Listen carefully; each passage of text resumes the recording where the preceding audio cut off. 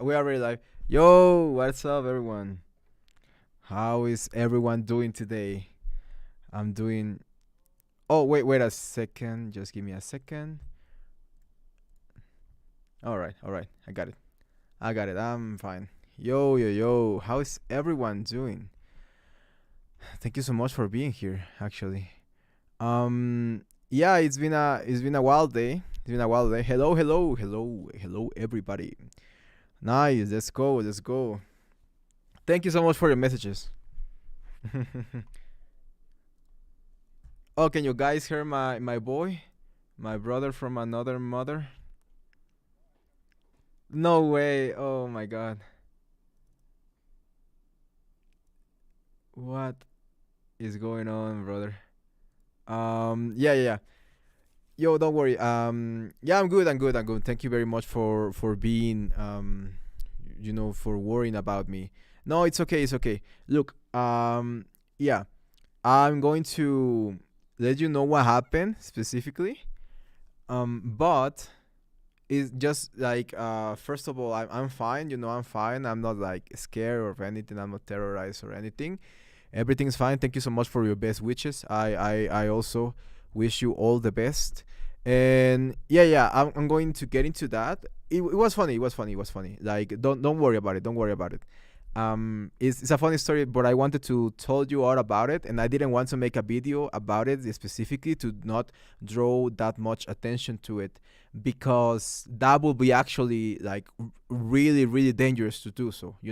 That's why I wanted to hide the commentary, hide the what I wanted to talk about here on the stream. So all the real ones, all the people that really care about me, come in the stream. I tell you about it, and I just delete the death threats thingy about and I'm going to be careful with saying those kind of things.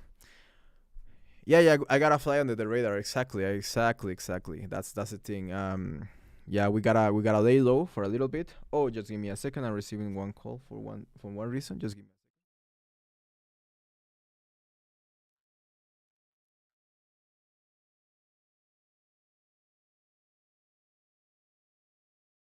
Oh yeah, I was wondering, do you guys can like watch? Can you guys hear my boy? Oh, for real? Damn.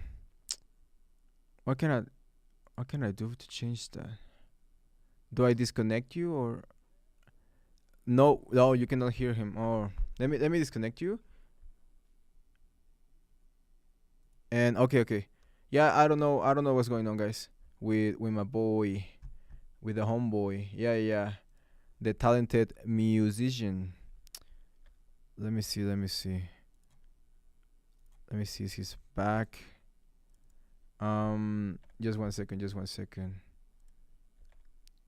Um, but yeah. Oh, what happened though? What happened? Oh, he's very quiet, but like you can hear him. Oh yeah, don't worry. What happened is that I was like, we released the video today, right? We released the video today, the music video. And what do you guys think about it? Oh,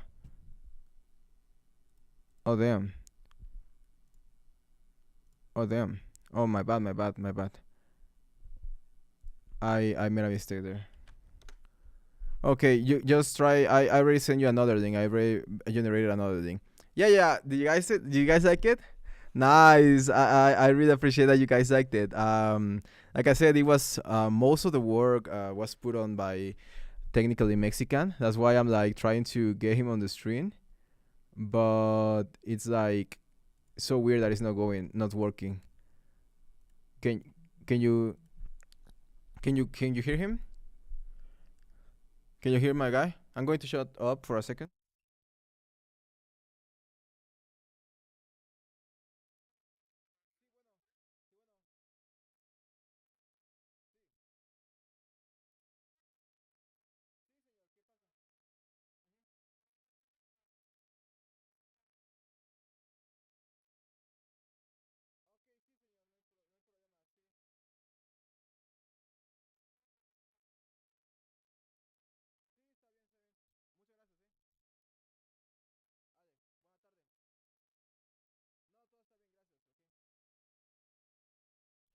No, no, no. You cannot hear my boy? Yo, what's going on, man? No, no, no. Yeah, my mic goes off. No, don't worry, don't worry. Yeah, yeah. I muted myself because I was. No, you can. What is going on, man?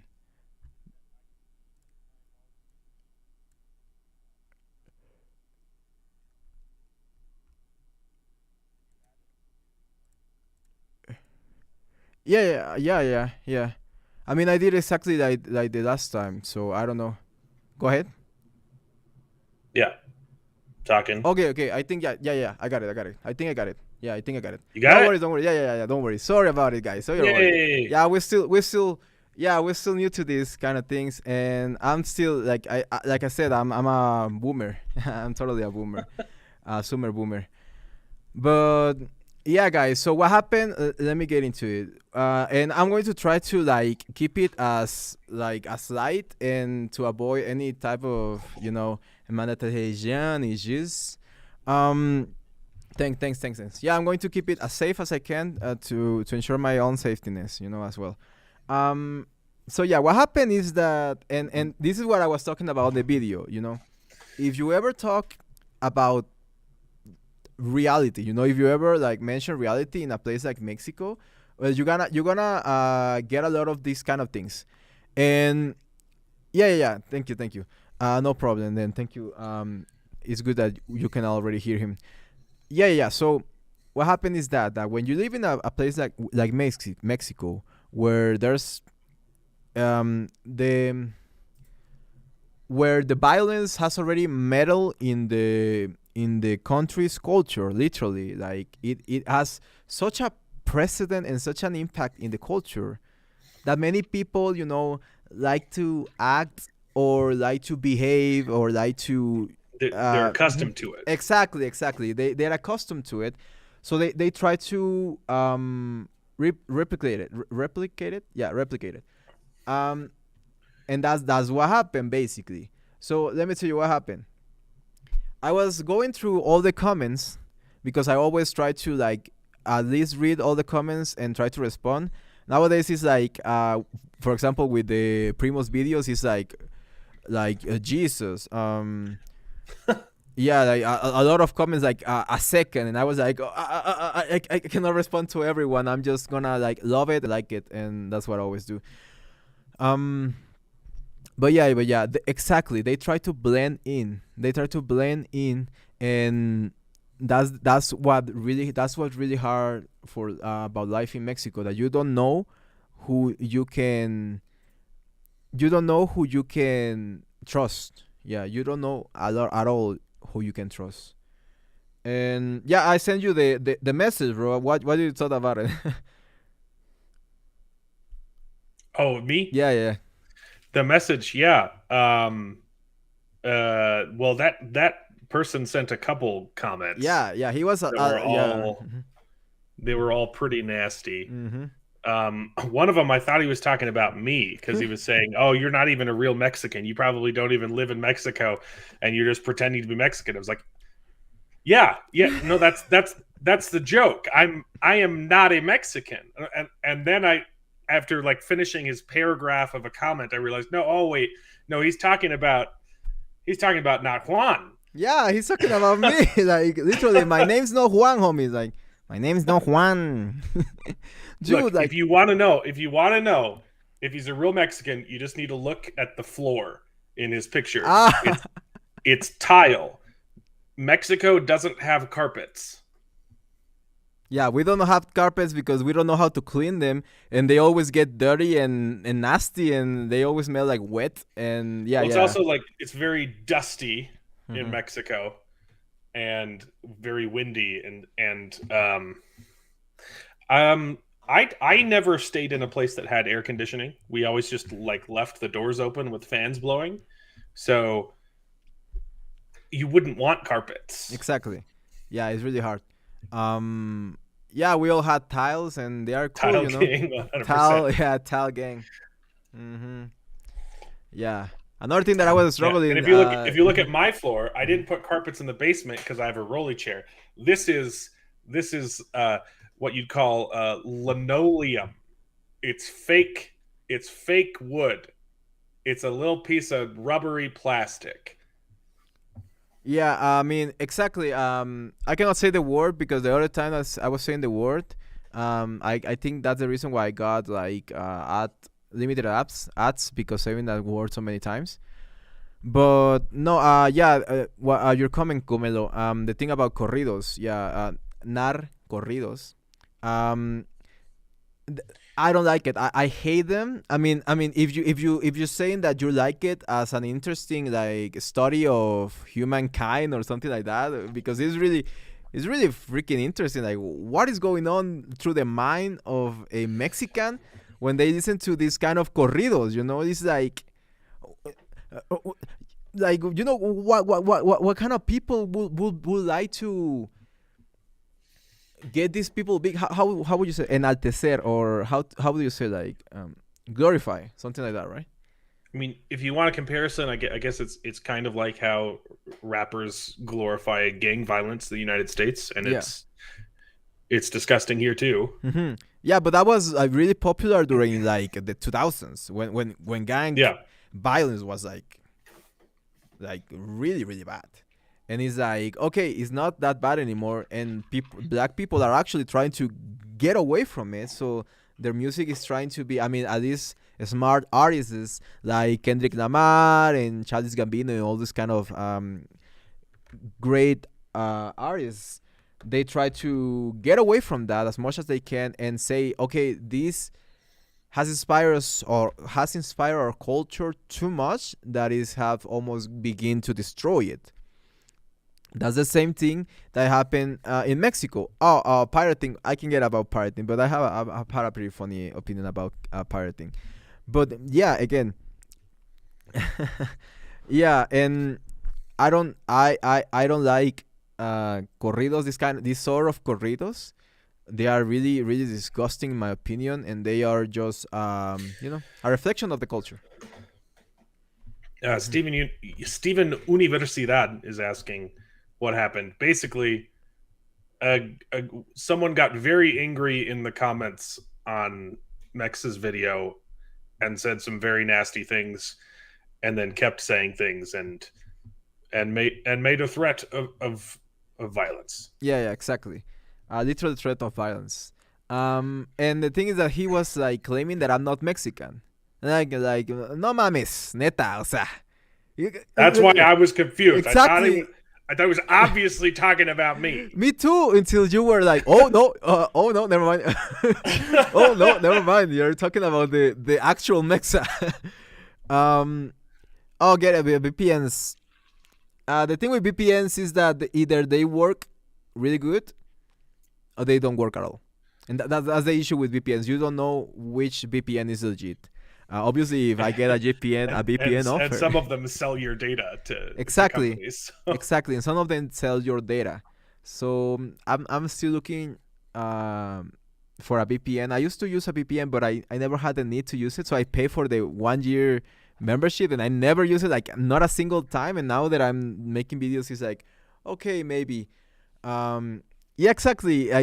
Imagine that threats of violence for roasting primos, and they were not even about primos. They were about me, like personally, saying that I'm not Mexican and that I was a poser pretending to be Mexican, and I'm like, what?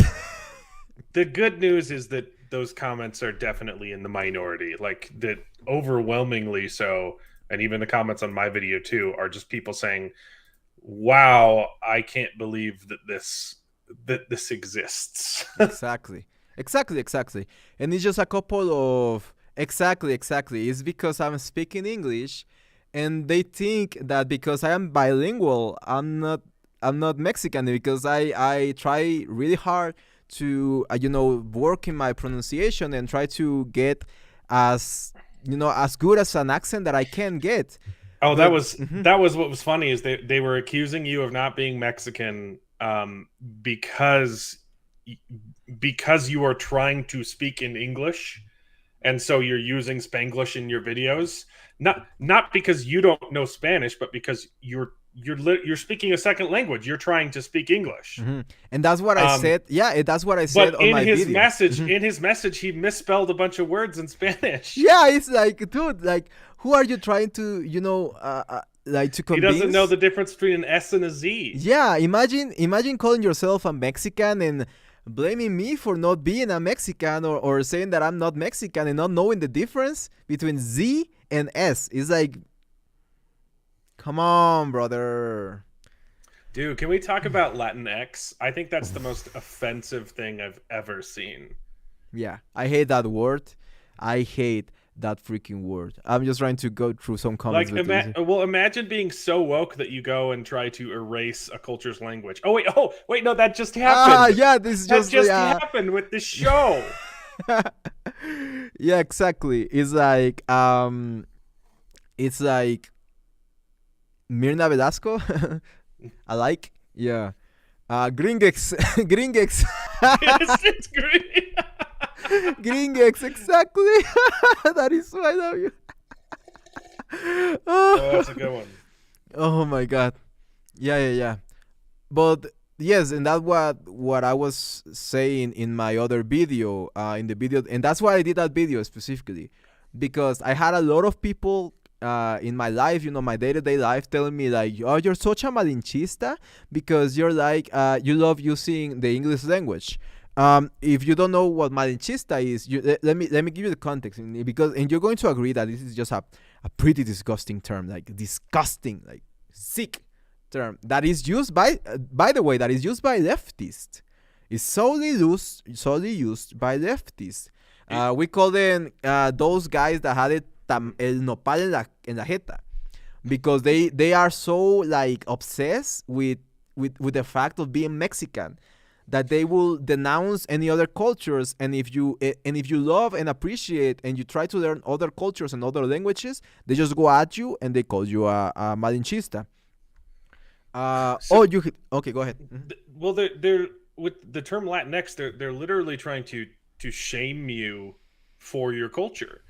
It wasn't created by anyone Hispanic. It was created by a leftist professor who decided that because the Spanish language is gendered, like all of the Romantic languages, that it is discriminatory against the alphabet people. So they create the term Latinx. So you don't have to gender your O's and your A's, and it's basically being forced down your throat. And I don't blame. It has been adopted by like third generational Mexican Americans who live in America. Yes, because they're being told that their culture is horrible. Yes, exactly. So I don't blame the people that are falling for the lies. I blame the people telling the lies. But like, how disgusting is that? Like, your culture is so disgusting that you have. And the Windows sound effect. Where do I have the Windows sound effect? That's so weird. Okay. Yes. I don't understand why they use it. I mean, in Mexico it's used that the letter E at the end of, actual Latinos and actual Spanish speaking people, they're like, okay, it makes more sense to use the letter E to avoid doing the gender thing. But it's still so, it's so brain dead, and I'm so against it, because it's basically, again, it's erasure. Yeah, exactly. Latine is erasure of the culture. Exactly, Latine or amigue. Oh, it makes me lose my brain when someone uses, like, instead of saying amigo, because amigo is, or amiga because it's gender, they use amigue. Oh my god, it almost makes me lose my brain cells when someone says that, and I always say, like, are you stupid? Are you stupid? Gringe. Gringe. And what's silly is that, like, having to have learned Spanish, I still get some of the gendered words mixed up, right? Like, there is no like rhyme or reason to which words are feminine and which words are masculine, especially when you have words that end in a but are masculine, but only sometimes, like agua. Don't get me started on the word agua. It's el agua, but it's feminine. Exactly. But it's like it's so confusing. Yeah, and with plural is feminine again. It's weird. It's yes, weird. yes, yeah, it's weird. Yeah, and then Las aguas. Yeah, it's weird. It's weird. So it's not like the language is like choosing things that are feminine and making it a feminine word and choosing things that are masculine. It's just the way it is the way that the Latin language works. And like you said, Latino is a gender neutral word. You can say that before after I finish this sentence. You got Latino is a gender neutral word. The word when you put the O at the end of some words, they make it gender neutral. It's like saying mankind. It includes women. It's just yeah. We say humanos. A man and a woman. Yeah, we don't say humanas. We say humanos. When we use the O, we use the masculine form to make it neutral, which is the very same way that the French and the Italians and the Portuguese and even the Germans, I think they do the same. For plural, they use there. Yeah, they use the masculine. Yes. No, never mind. The feminine. But it's still, yeah. There are 90 people watching live, so the chat is moving like insanely fast. But this comment from Baron Ballista: Gringe equals cringe. Gringe. Gringe equals cringe. Oh, yo estoy en universidad. It's so good. Yeah, exactly. Anyone from Latin America can be Latino. Our culture is really diverse. I always say, I have hermanos Latinos from everywhere. I love you guys. Thank you so much for making the chat go brrrr. Yeah, it goes people kind you. Yeah. Mm-hmm.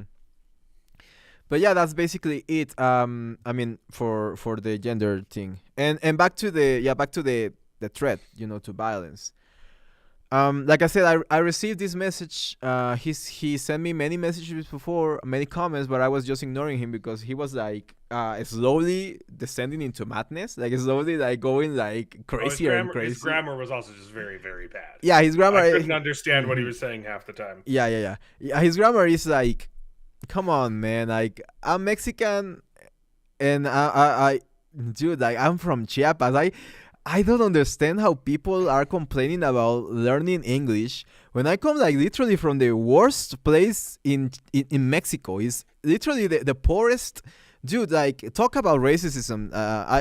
In Mexico, if you come from Chiapas, they tell you that you move around with ropes and you basically like Tarzan of the jungle, and that you move around in jaguares or in monkeys and things like that, and they basically call you a monkey. Like and that's so normal in Mexico. Everywhere you go, they have told me anywhere in Mexico that I go, they tell me, you probably move. You're from Chiapas. You probably move in ropes. What is it called? Lianas? What is it called? The swing in the thing where vines? Tarzan, vines. Yeah. Oh, you move around in vines. Like no. And it's like, dude, or they tell you that you live in the jungle. They tell you that, yeah, exactly. They tell you that you live in the jungle and that you have no knowledge of technology or things like that. And it's like, even Tarzan, even Tarzan, there's some freaking English, all right? So yeah, I'm your boy Juan San, no, something like that. Oh, never mind. El Tarzano, dicen, eh? Yeah, but yeah, all my lives I've dealt with that, and it's like, okay, and people complain about racism. It's like, don't even Mexicans are racist against other Mexicans. Yeah, Mexicans are so racist against other Mexicans. That's why the term chacha is considered a slur in Mexico, because of that. Specifically because of that, because they are they are really racist against they are really racist against people of indigenous descent. So if you're native descent and they see you with the faction, I have a native nose, for example, and they will mistreat you a lot. Yeah, a lot. Yeah. My sister here can confirm that exactly. Yeah, exactly. It's a weird combination between classicism and xenophobia, and that's basically the definition, in my opinion, of racism. Yeah, that's where that's like where it goes to die. Oh, for real. I was wondering, yeah, if it does happen in other parts of Latin America. I wanted to ask you all of that. If that happened in other parts of Latin America, or does it happen to in other parts of the world? No, it don't, If not only happens to Mexicans only. It happens a lot with Salvadorians and Guatemalans and Belizeans in Mexico specifically. They dude, like it's disgusting, like really really disgusting, like racism against Guatemalans and Guatemalans and Salvadorians is really really disgusting in Mexico. they're racist towards whiteys too. Yeah, I was down there. They always tried to charge me extra for the taxi, Yeah. If you're and then white, yeah. I mean, that's not. I wouldn't call it racism. They're just trying to rip you off because they think you're a rich Eh, tourist. But I no, lived they there for think two I years, think yes, and it's I did not have any money. Um, but it was always funny. I knew every time I got into a taxi, they were going to assume that I was just a rich white tourist, and the whole time I was there, you'd have to start off with, okay, how much, you always have to ask in advance. You get in the cab, hey, how much to take me here? Mhm. Like, don't let them run the fare. Just say how much to take me to this location, and then they give you a number, and it's usually triple to five times the amount. And then I start speaking Spanish to them, throw in a couple swear words, and they're like, "Oh, okay, yeah, 50 pesos." Yeah, exactly. That happens a lot. Yeah, that happens a lot. Yeah. It's a great advice for anyone. Yeah, five times crazy, and it's not crazy. Like it's normal. Not Oh no, only. I've Mhm. no, I've the highest I think was like 20 times the Yeah, fare. exactly, It was exactly. It insane. gets crazier. And if you are white, even if you are, yeah, even for blacks, yes, even for blacks, brother. The weirdest thing with yo They Mexicans just they again. just and I wouldn't even call that racism though. That's just them assuming they can rip you off because you don't know Spanish and you don't know Exactly. how much a ride costs. Exactly. Or trying to like they see you that you're white. 50 pesos is nowadays is $2, right? $3, Yeah, $3. $3, something three like that. dollars. Yo, what's up, Adelian? Adelian. I never know how to pronounce your name. Um, yeah. If you ever go to Mexico, ride Uber. Ride Uber. That's the thing you have to do because they cannot rip you off in Uber. Yeah, and but back then when you were here in Mexico, you didn't have any Uber, right? You had to move around No, in no, Uber transporte wasn't a thing. público, the combis and things like that. Can you I share don't a little bit remember of your when experience? I Because don't remember when Uber was invented, because my but food is here and I need to get yeah, my yeah, yeah. food, so I'm going to let you a little bit. Oh, I can rant about Yeah, Mexico. run, I can run, talk run, about run. my Mexico experience. I loved Mexico. I went to Mexico in um 2011 to 13, I believe. Let me double check. No, I left in 2010 or 2009. I don't remember. It's been a long time and I haven't been back. Um but yeah, Uber wasn't a thing.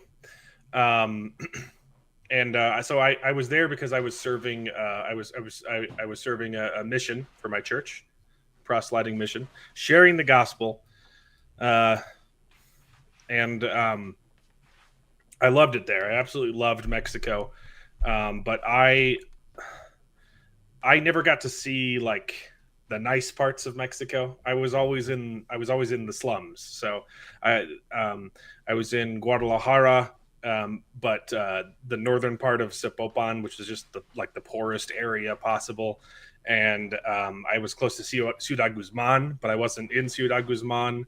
I was in Tuxpan, which was a very, very small town.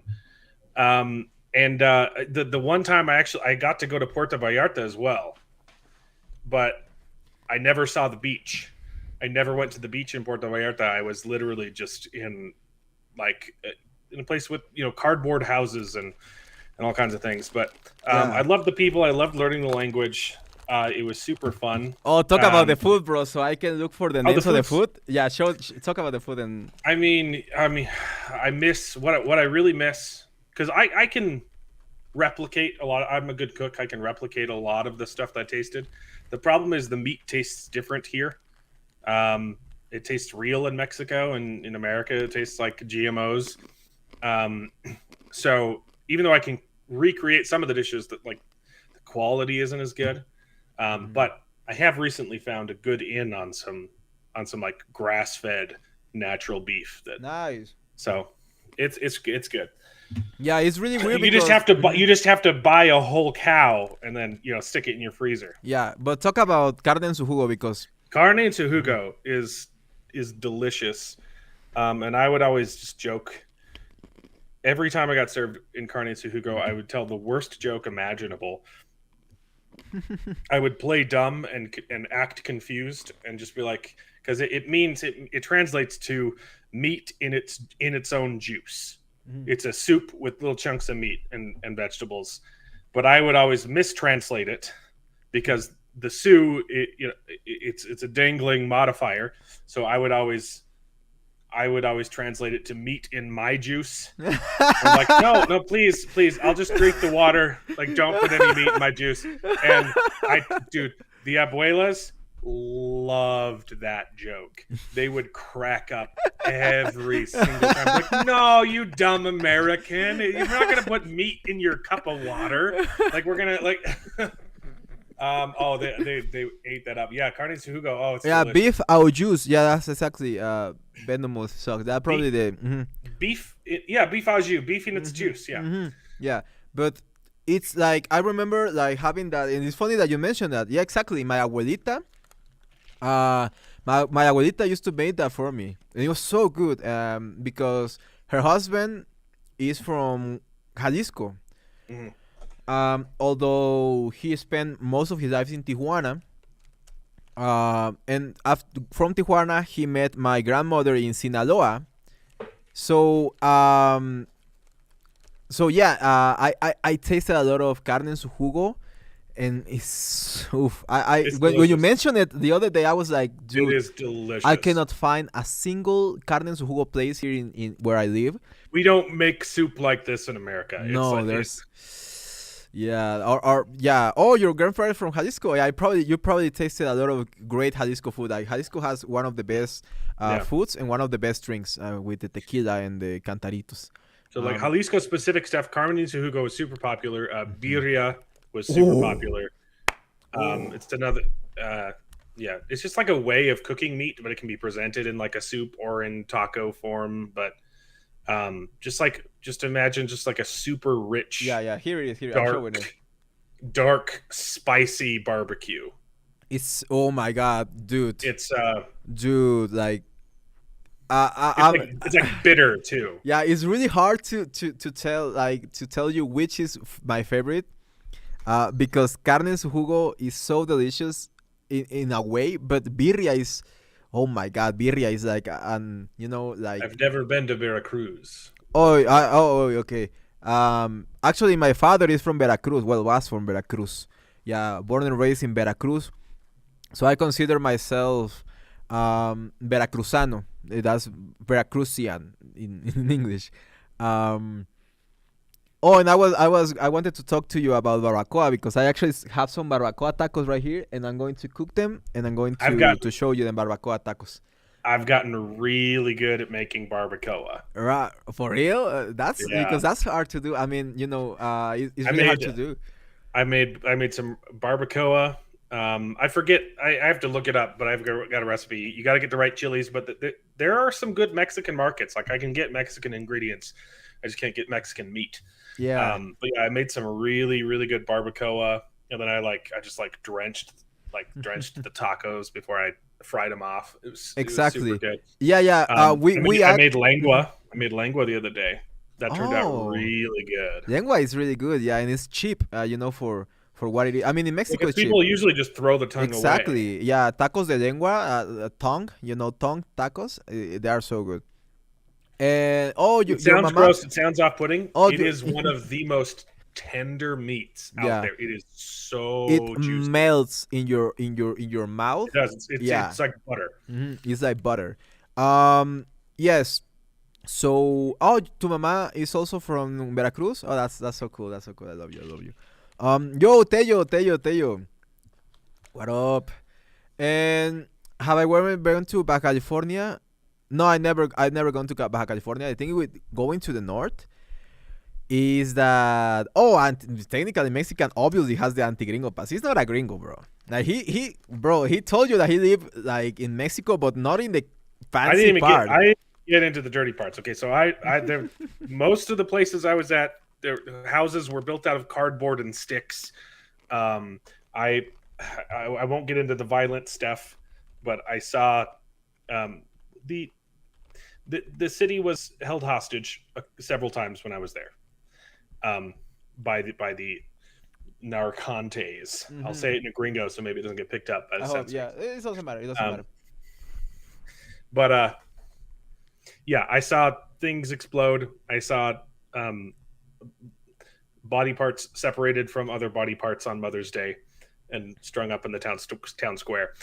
But so every day, when I first got there, I was pretty scared. But I had just come from Logan Heights in San Diego, which was also pretty dangerous. I was in a shootout. In Logan Heights. It was pretty nuts. So I got to Mexico, and it's pretty.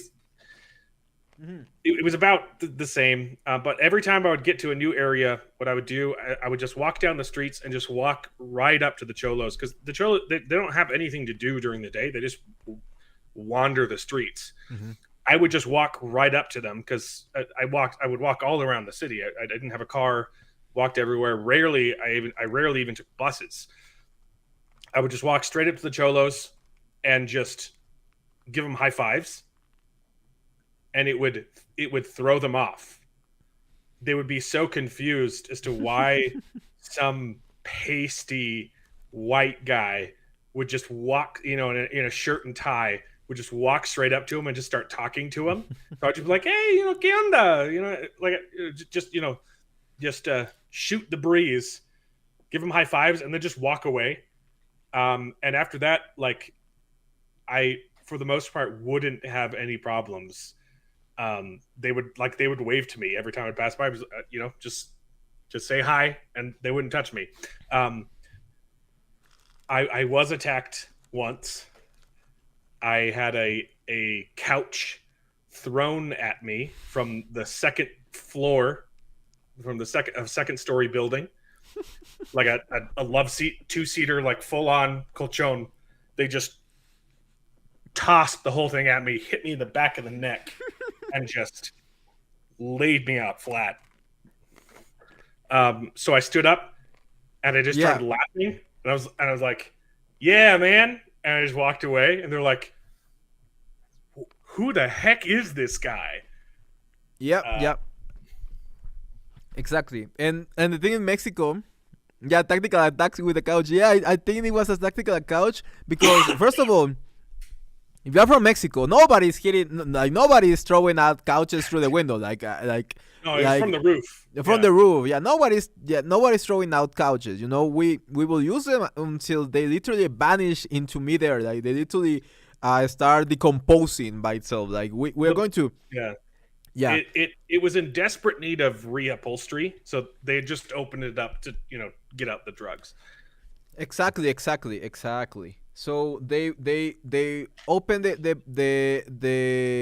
love seat. They take out the drugs and they just throw away the love seat. But they probably saw a güerito, walking down the street. They like got my attention first. Yeah, Oye Güero. Did they call you Güero? Yeah, probably could. Yeah. There were several explicitives. Yeah, exactly. There are a lot of Mexican households that they still have. Walk away and they chucked it at me. They still have their abuela couches. Oh, and for those that were wondering, don't worry, don't worry, I'm fine. The threats were like an angry person, an angry Mexican person, like going at me because I speak English, basically. Because he told me that I only spoke Spanglish and that I couldn't Oh, I speak didn't even see Spanish. you pulled up a picture. Yeah, that's exactly every Exactly, house yeah, is that's exactly exactly like how that. every household looks like that in the sports, and that's from Chiapas, by the way. Like that's a picture from Chiapas, that I showed because yeah, you want to see poverty, you go to Chiapas, Oh yeah. and yeah, that felt really close to home because Yeah, I also now went. imagine Mhm. walking into one of those houses and having them offer you food, and it's so humbling because Yes, in one hand you're like, if I eat this, I could die, but also they are offering me everything they have, exactly, yeah. and you have to eat it. Yes, and I used to do missionary work as well because I went to a Catholic school, which are so common in Mexico. Literally, every school is Catholic because they don't pay taxes and they get a lot of subsidiary money from the government. They get money from the government. So yeah, I did a lot of missionary work. And what I try to do with the missionary work is like, and I hated this kind of missionary work because the kind of we did was not like bringing things to them. It was just going and praying at them, like literally. And I was so sick about it. So I started like bringing books and and clothes and food that I had in my my pantry, basically stealing food from my mother and just giving it to the to people. Um, yeah, but I don't know why we used to just pray on them. After I started doing that, they were like, okay, we're going to start like giving them more things because those guys were in need and they didn't needed someone to pray on them. They needed someone to lift them up. Hmm. Yeah. If they offer you food in Mexico, you eat it. Like, Yeah, you have to. yeah, exactly. You do. It's usually really good too. Yeah, it's good. Even Even if even in a house like that, even in a which house is that. covered in, like the just Yeah, covered in dirt, exactly. and you're looking at the plate, and the plate hasn't been washed, and Hmm. it's still some of the best food you've ever No, had. like we say in And Mexico, la you mugre go agarra home and you sabor. throw up. You go home and you throw up because it does make you very sick, Yes. but it still tasted really good. Yes, it will make you sick. And that's the thing with Mexico. Like I said, always, if you want to come to Mexico, beware of where you're eating. Always eat in a place that has a roof. You always eat in a place that has a roof. Yeah, that's it. Mm. Or eat, yeah, or eat homemade food. Yeah, find a Mexican abuelita that wants Yeah, to make food for you. there there was one time I was in a shack like that, and the abuelita just like walked in her backyard and like grabbed a fish out of a pond, like with her bare hands, and then cooked it in front of us and served it. And so I'm like, okay, I mean, I'm eating this fish, and it's fine, it's fish. It was just very unsanitary, and she's just looking at me and smiling the whole time, and I'm like, okay, I ate most of the fish, and she's still just like nodding her head, like keep going, and I'm like, okay, so I pluck out the eyeballs, slurp those down. Hmm. I pluck out the brain, eat that. There was literally Yeah, you eat there was everything. Like, there was the nothing eyes, left of the this tongue. fish, Yeah, the tongue, the and eyes. she just kept nodding until it was gone. I was like, okay, okay, here we go. Oh boy. Hmm. Yeah. If you go to Mexico, eat as much as you can, but just beware and get some medication, some specifically like some things for the heartburn. What is it called? The heartburn. Heartburn. Yeah. Yeah. Gastritis. Get something for puking, which is yeah. The one I use is called Voltron. Dude, that thing is like it does magic and it's really cheap in Mexico. So you get something for the puking, and get something for the indigestion. Yes, for the indigestion, which could be like as easy as an Alka-Seltzer. Yeah, it's really easier. But I mean, An yeah, aspirin, you can get around. You can Pepto. get around and only touch the good places, and but I mean, but I, as a missionary, I had to go into the homes and to talk to the people. So I was frequently offered food like that.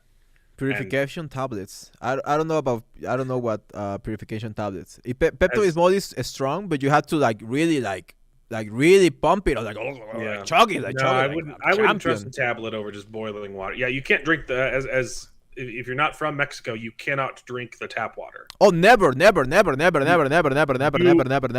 will literally die. Yeah, you would die. Yeah, never. You have to buy bottled water, or most Mexicans don't drink the tap water either. Like they run around with bottled water. No Mexican at all. Not a single Mexican in the whole country is going to I knew several that would drink the water. So I mean, it depends of the part, but we use this kind of, like, we call it garrafón. Yeah. And it's like the 20 liter, garrafón. Oye Gringo, what'd you do to this girl's face? Can we talk about that girl's face? Oh my God, yeah, let's talk about the unibrow and the horrible, poor pobrecita. Pobrecita indeed. Yes. Yeah, let's talk a little bit about the song. I try to give you as much what is it called? I try to always tell that you basically did everything, but everyone here in the chat has to acknowledge that you did a great job, brother. Like, you did everything. The only thing I did was recording the main vocals, and that's it. And you even fixed that. So yeah. Thank you very much for that. It was like you had the idea, and I was like, oh, that's perfect. And we planned to work on it together, but sometimes I have insomnia, and sometimes when I get so excited about an idea, like, my brain just won't turn off, and I can't sleep, and so I might as well get work done. And so we talked, and we're like, oh, this is great. Yeah, we'll do a cover. We'll work on it tomorrow. And then you woke up the next day, and I'd sent you a message at like 5 o'clock in the morning saying, I wrote all the words. Come take a look. I wrote all the lyrics. And then I composed all the music. Yeah, and literally the only addition that I added to the lyrics was the ita. Yeah, but that was perfect. That was perfect. Yeah, because I was like, how do we make it like really like really rhyme there, so it's not like exactly. A lot of people were asking about the racial slurs, so I'm going to share a link with you. It's a news article. Oh yeah, that's right. Many people were like, what are even those, because I didn't even know them as well. And while you look at the article, wait, can I, or send it to me by send it to me by can share it, Twitter? Or I can send. Yeah. And I can just check it out. So what I did, this was in the news a while ago. It was a professor that started like a black student union, and they created a list of racial slurs for white people. So, and there's like thousands. There's thousands of them. So I just went down the list and picked my favorite ones and tried to find some that would rhyme. And I made up a couple of my own, which a lot of people pointed out they loved that Post Malone was a racial slur for white people, and it happened just so organically. I can't. What did we rhyme it with? Cotton ball.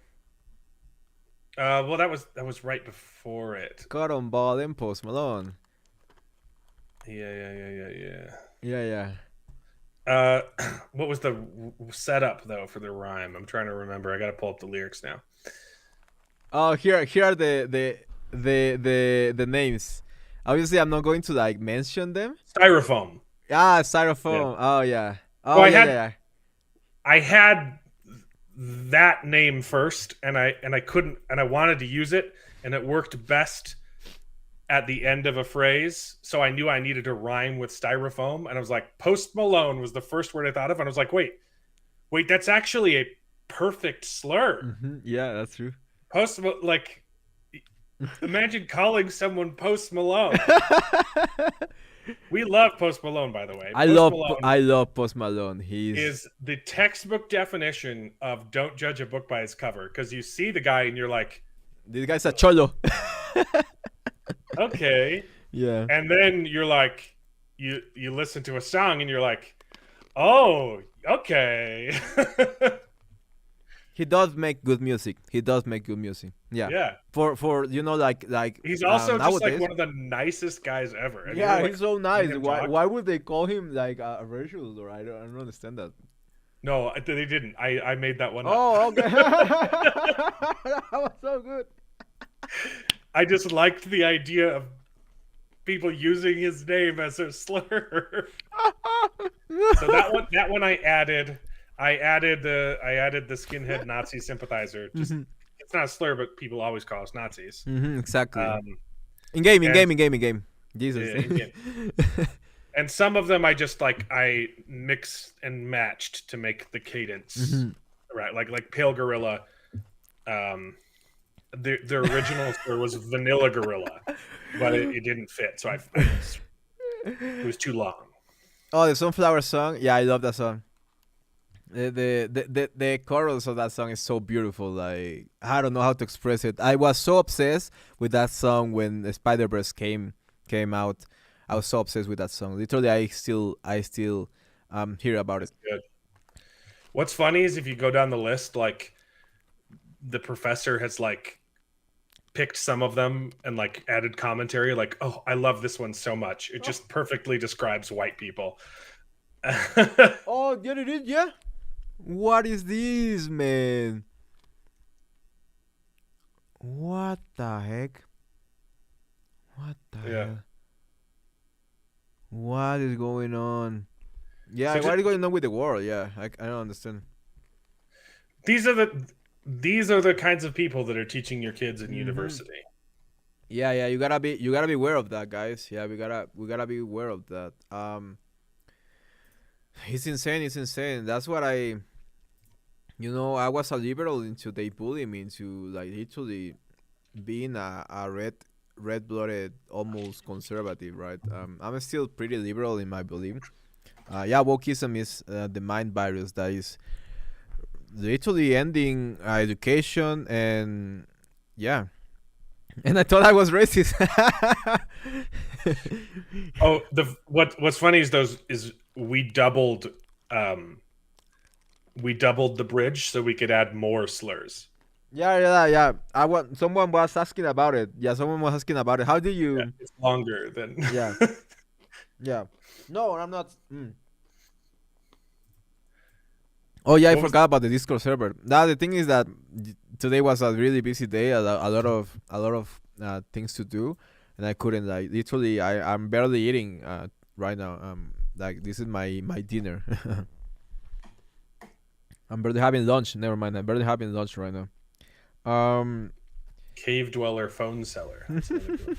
I thought about making it even longer too, and just going on and on and on and on. But oh yeah. You're right. Oye Komova. This girl is named Lot, which is like the dumbest name and I ever heard. Like literally, it's lot combined, and they are trying to just make it like Nahuatl, like Lotutul. But it doesn't even make sense. When you try to pronounce it, it doesn't even make sense to try to pronounce it. Oh, for real, I'll tell you that'd be great, brother. I will be like really grateful if you do that. Yeah. Go ahead, brother. Yeah, go ahead. If you need something like information or if you need a photo and whatever, I can send you. I can send you anything you need. But yeah. I think some people before that were. I'm not central left. No, not at all. I don't like the central leftist. Because they. I don't know. I don't know why they call themselves central leftists. They are leftists. Like they will go like down for abortion and things like that. And I'm like literally in the middle. Like literally in the middle. I think that you can have a conversation about many issues, and that we can all agree, and I'm not agree, that we can all learn about our differences. The problem is that the left doesn't want that. All, us centrist or normal people that we don't care about politics that much. We're like, we don't care. We don't care, dude. Like literally, we don't care. Just don't bother us with us. Don't bother us with it, and don't go for the kids, which is like, hmm. I think the biggest hiccup in creating a discourse around politics is finding a common Middle ground, yes. well, no, because that's the thing. You can't find middle ground because they refuse to find like a common premise. So, like, if you have a problem, the difference, between the ideologies, you try and solve the same problem with different methods, right? So, if you're talking about, disenfranchised cultures, right?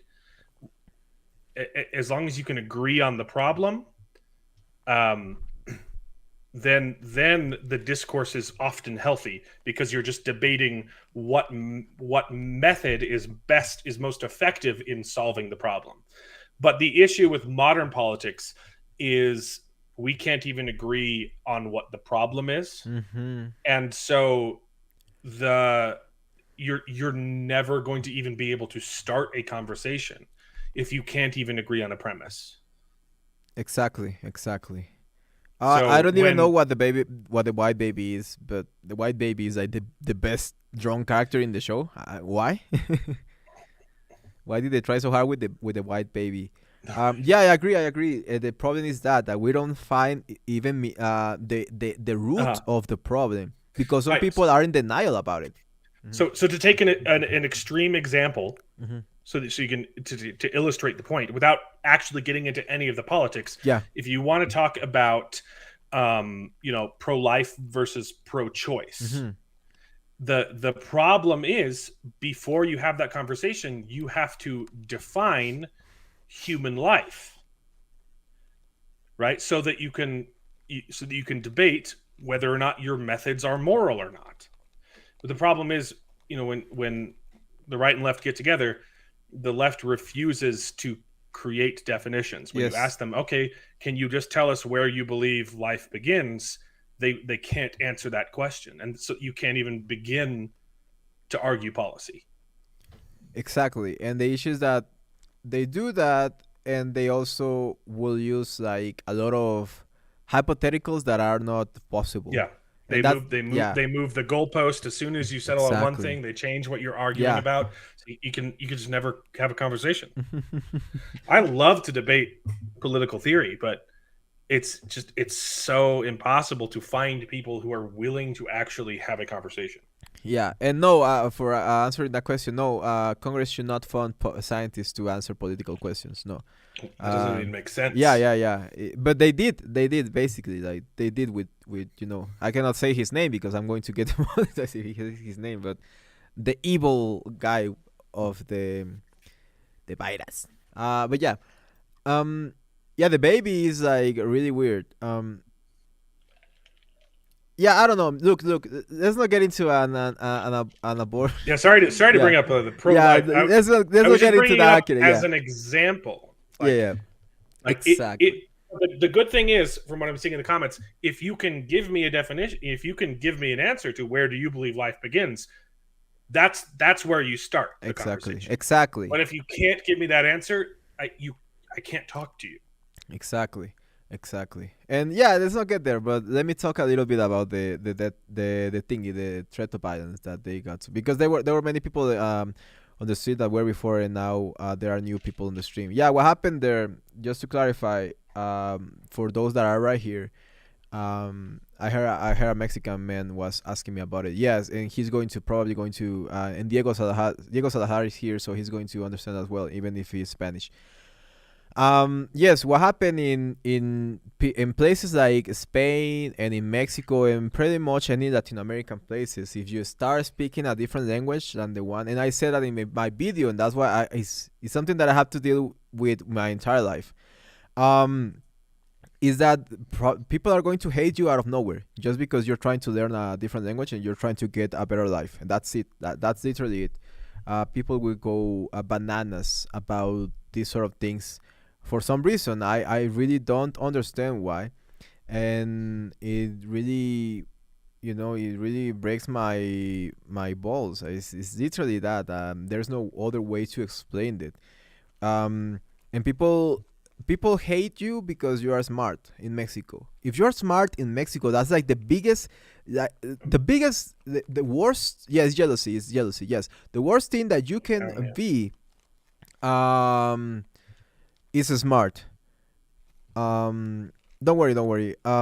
Yeah, being smart is like the biggest thing that you can have in Mexico, and people will get mad at you. Not only in Mexico, but in Latin America, and people will get mad at you for being smart. And when you tell someone something that they don't understand, they will they will lash at you. Literally, they will completely lash at you, call you any word.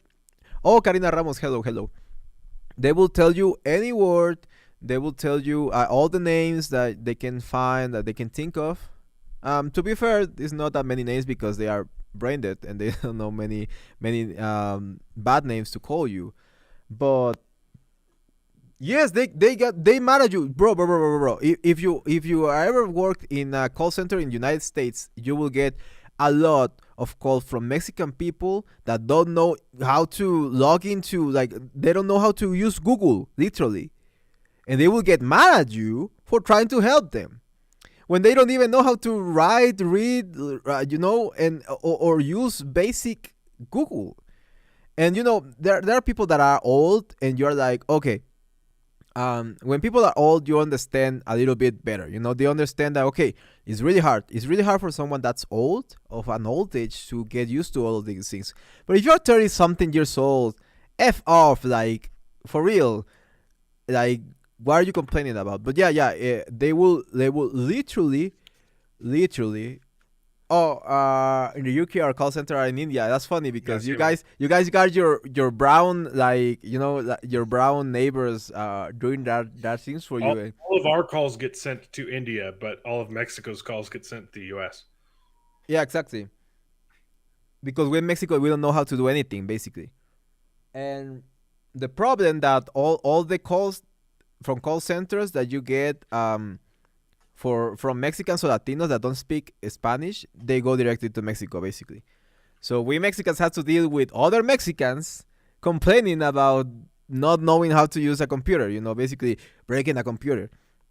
So it's, yeah. I also had no patience, but I had to learn patience while working on those kind of things.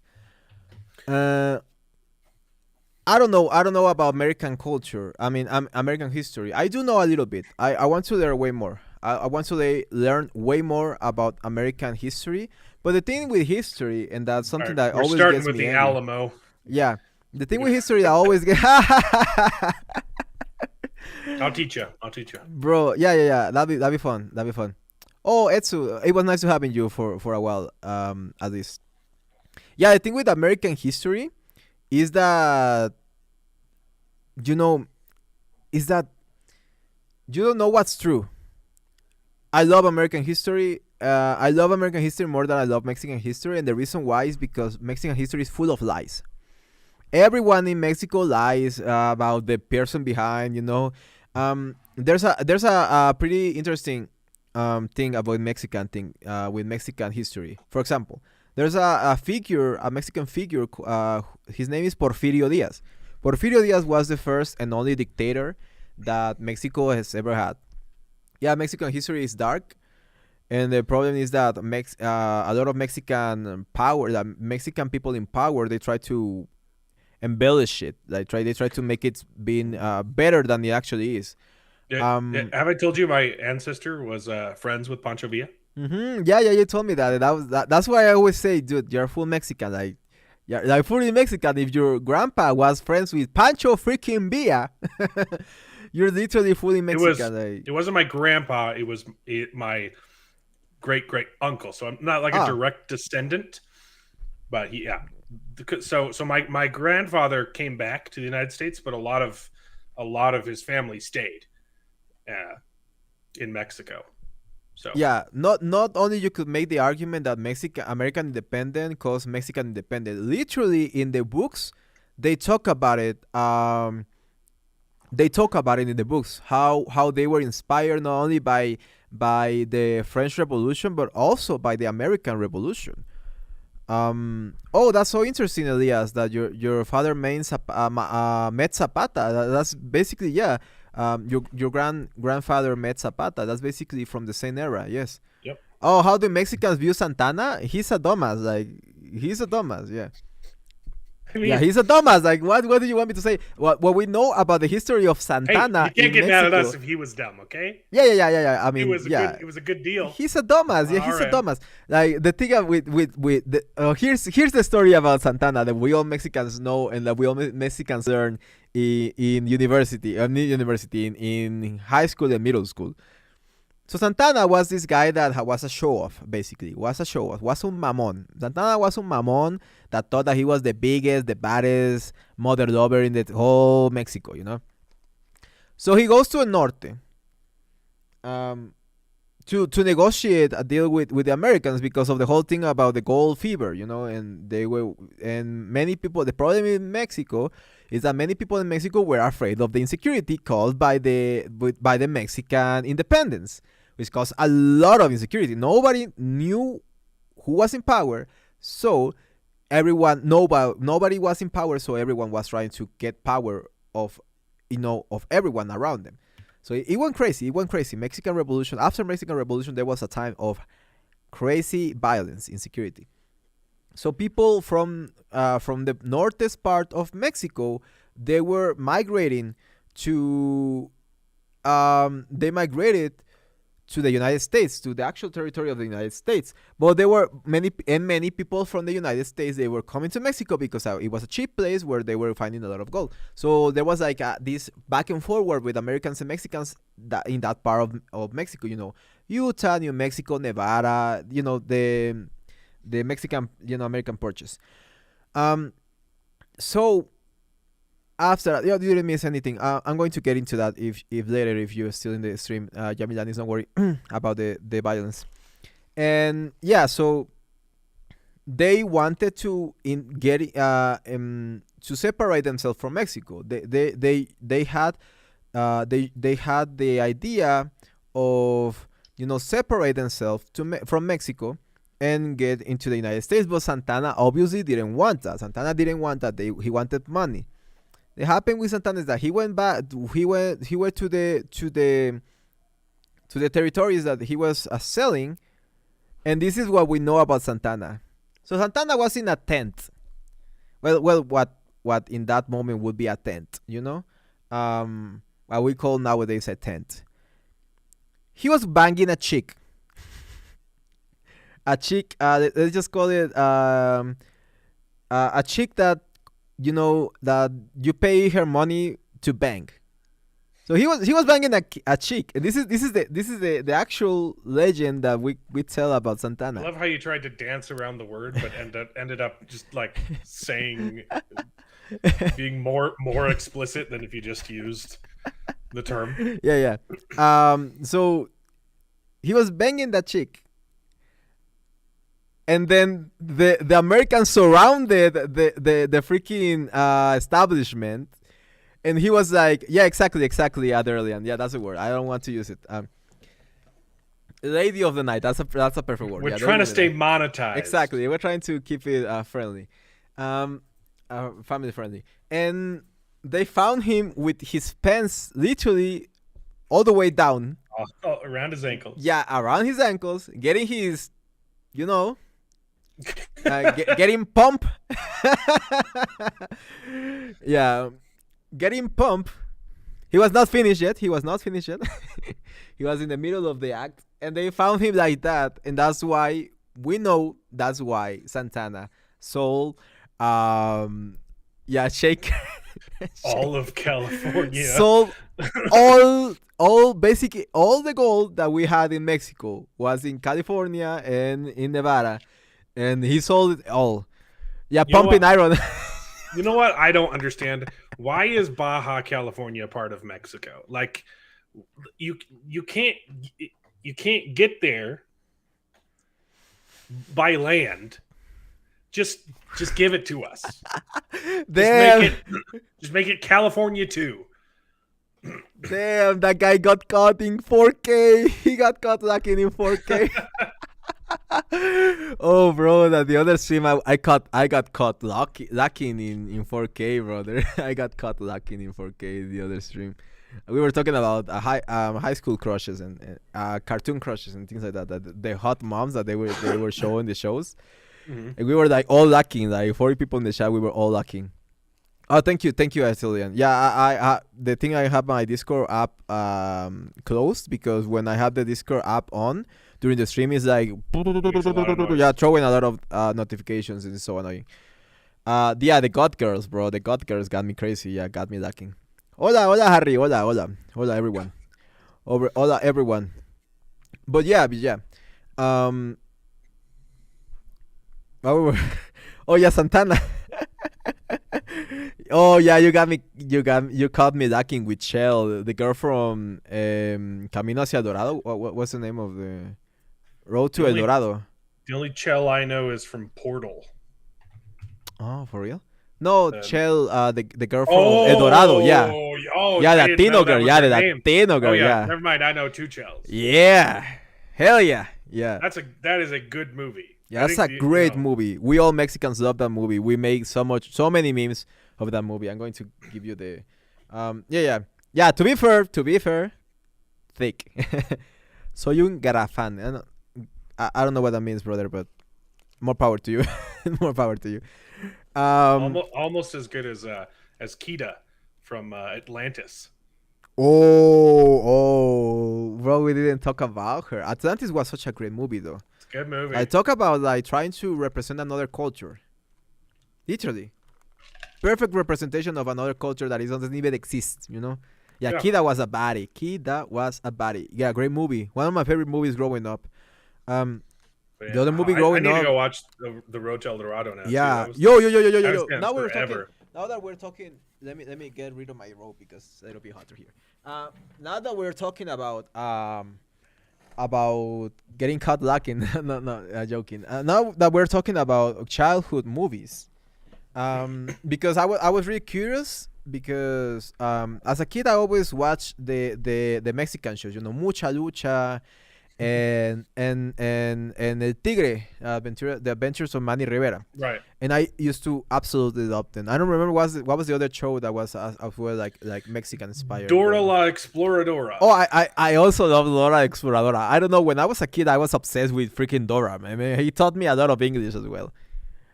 What do you call these? Mochila. The show is so funny because they repurpose it in Spanish and they just invert the language. So in Spanish it's used to teach English and in English it's used to teach Spanish. It's hilarious. It's so funny. I love the theme song in Spanish. It's exactly the first time I heard that I was like, wait, this is brilliant. Dora Dora Dora la Exploradora. They're double dipping. They're double dipping.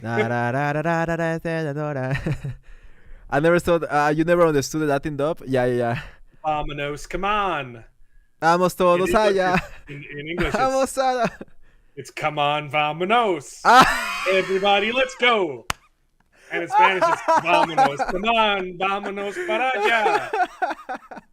I just find that so hilarious. Yeah, I also prefer Go Diego Go, but Go Diego Go was like more evolved. Like that was like, you know, like when you had access to technology, so you could actually do with the Go Diego Go. Yeah, Diego was too cool though. Yeah, Diego was too cool.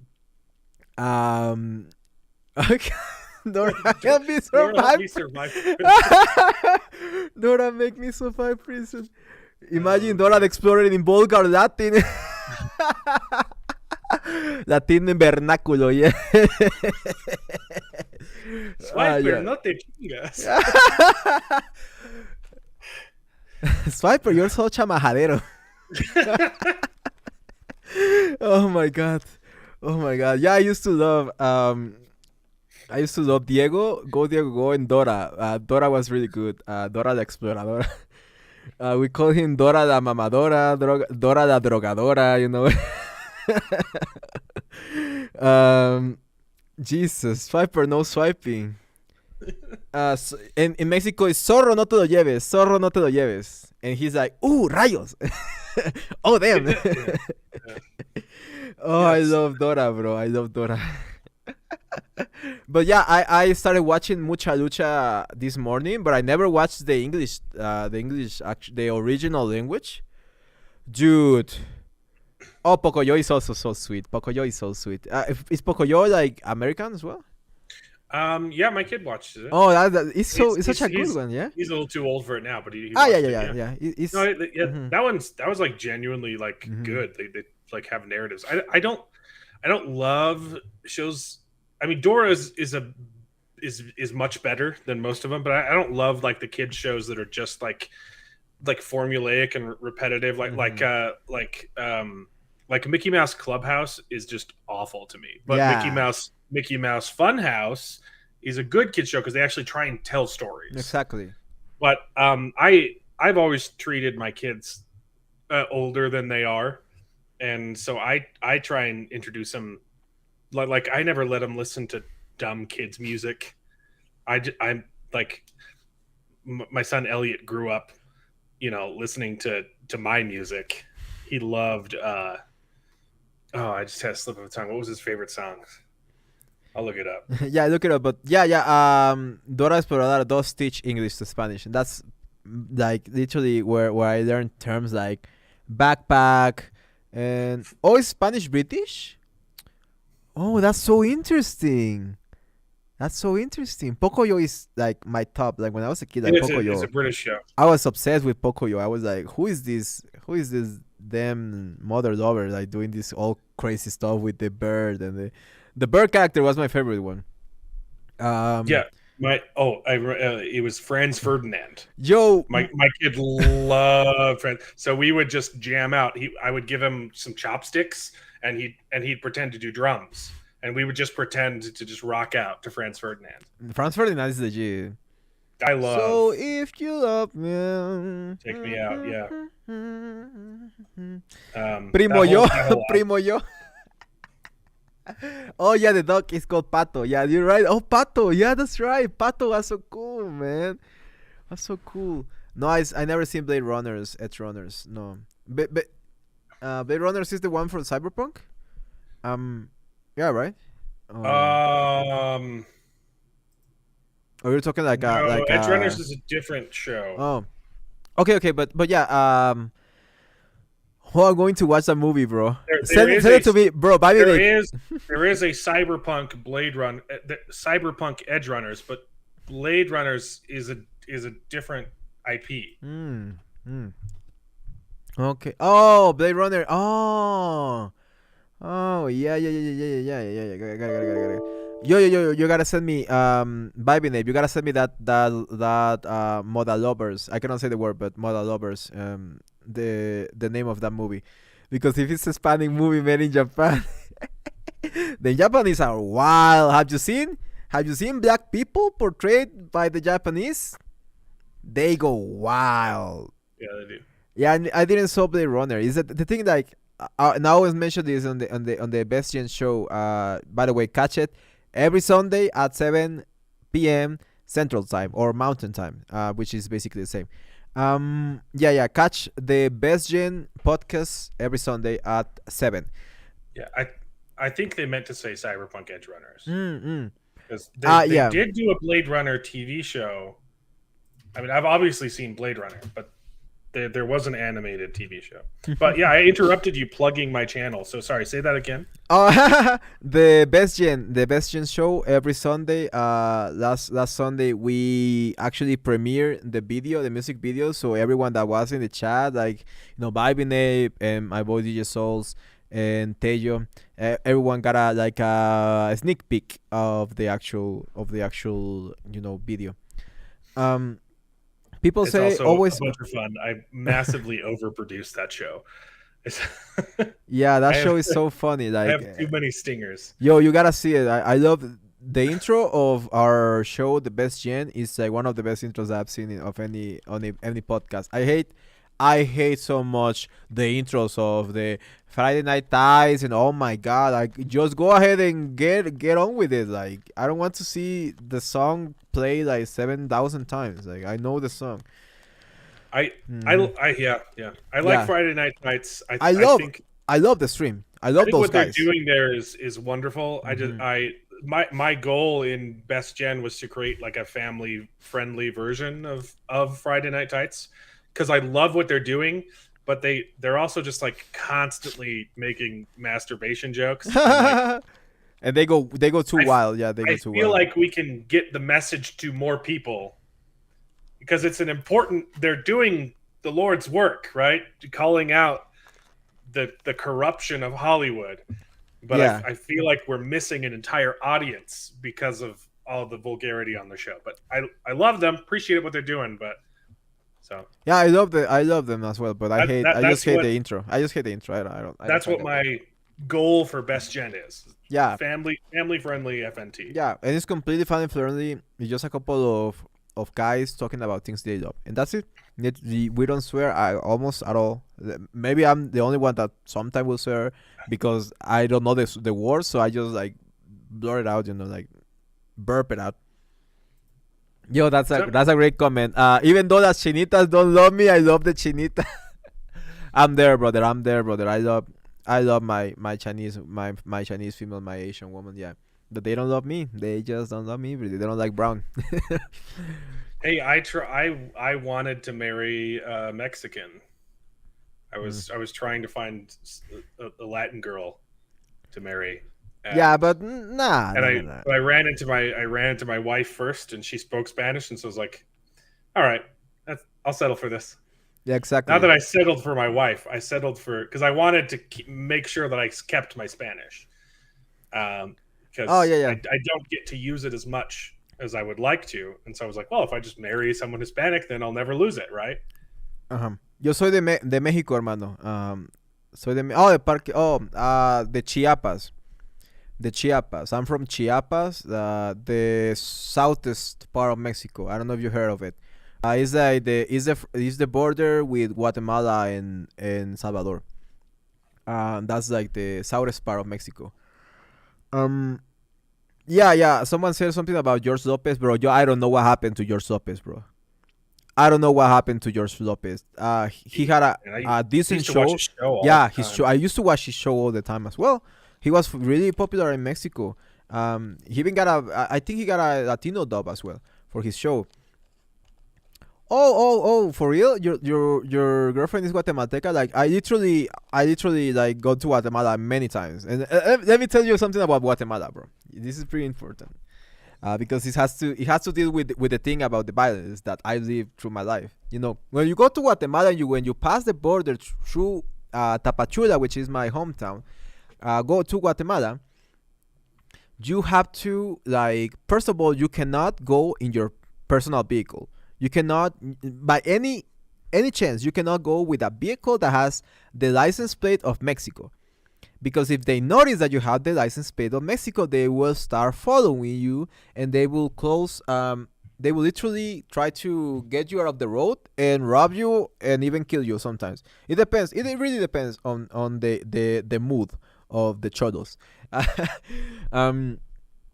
So when you do it after you done that, so you cannot go in your a personal vehicle or a vehicle that has a license plate from Mexico.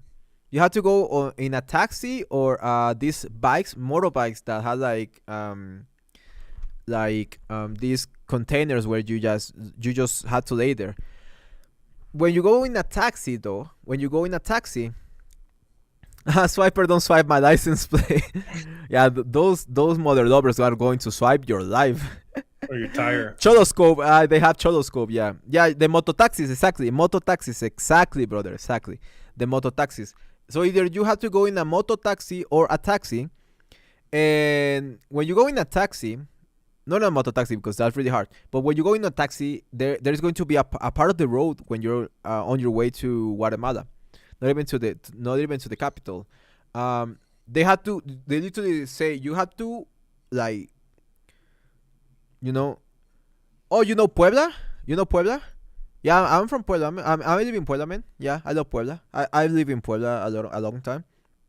Um, Oh, I'm more than Minnesota. Thank you very much for your love from Minnesota. Yeah, thank you, thank you. I will be safe. Don't worry. So when you go into the taxi, you have to hide. How do you call that? Like when they tell you that you have to literally like hide yourself. You have to lay on the floor of the taxi, so so they don't see that you are going on the taxi. So they think, yeah, duck. Thank you, thank you, thank you. Yeah, you have to duck literally, so they don't see you on the taxi, because if they see someone on the taxi, they already know that they are tourists from Mexico and they are going to come and yeah, Rohit. You ass. Oh, you That's a different. ass. That's a different thing. Oh, you might be there. You got me there. That's where you want to get your head as close to the road as possible. Oh, your dad is from Puebla. That's so interesting, right? I love people from Puebla.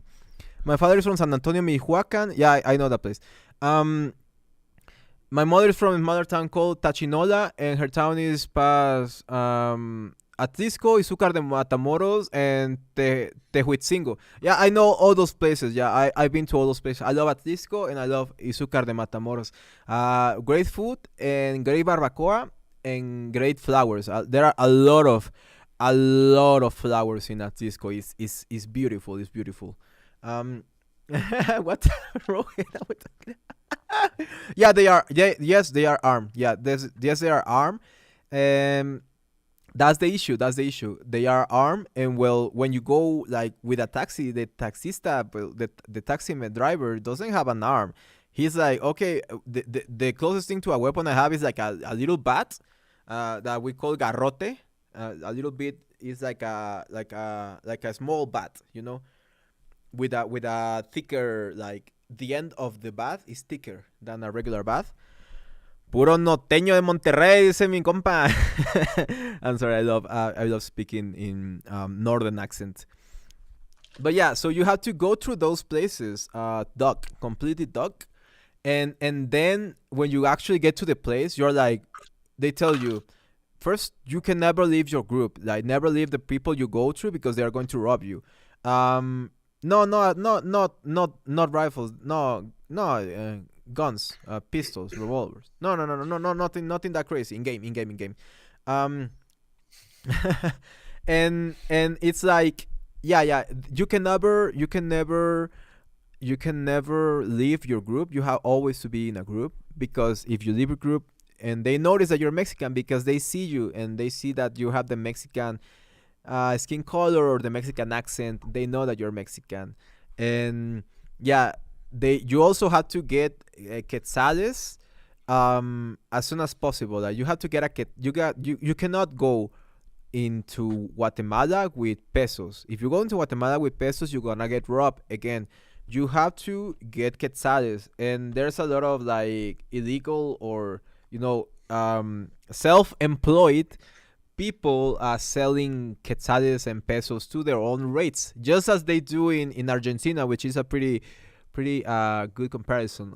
The way that they sell Argentinian pesos for US dollars, instead of, I mean, they exchange your currency to dollars, and if you have dollars there, you are literally millionaire in Argentina right now, because of how devaluated the coin is, the currency is, sorry, the currency.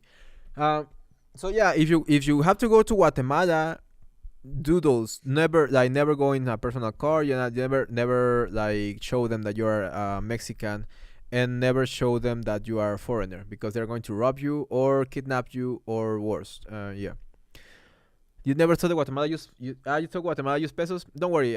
There's a lot of countries in Latin America that use pesos, but we were the original ones. No, I don't know. I don't know if we were the La original banda ones. Man. original.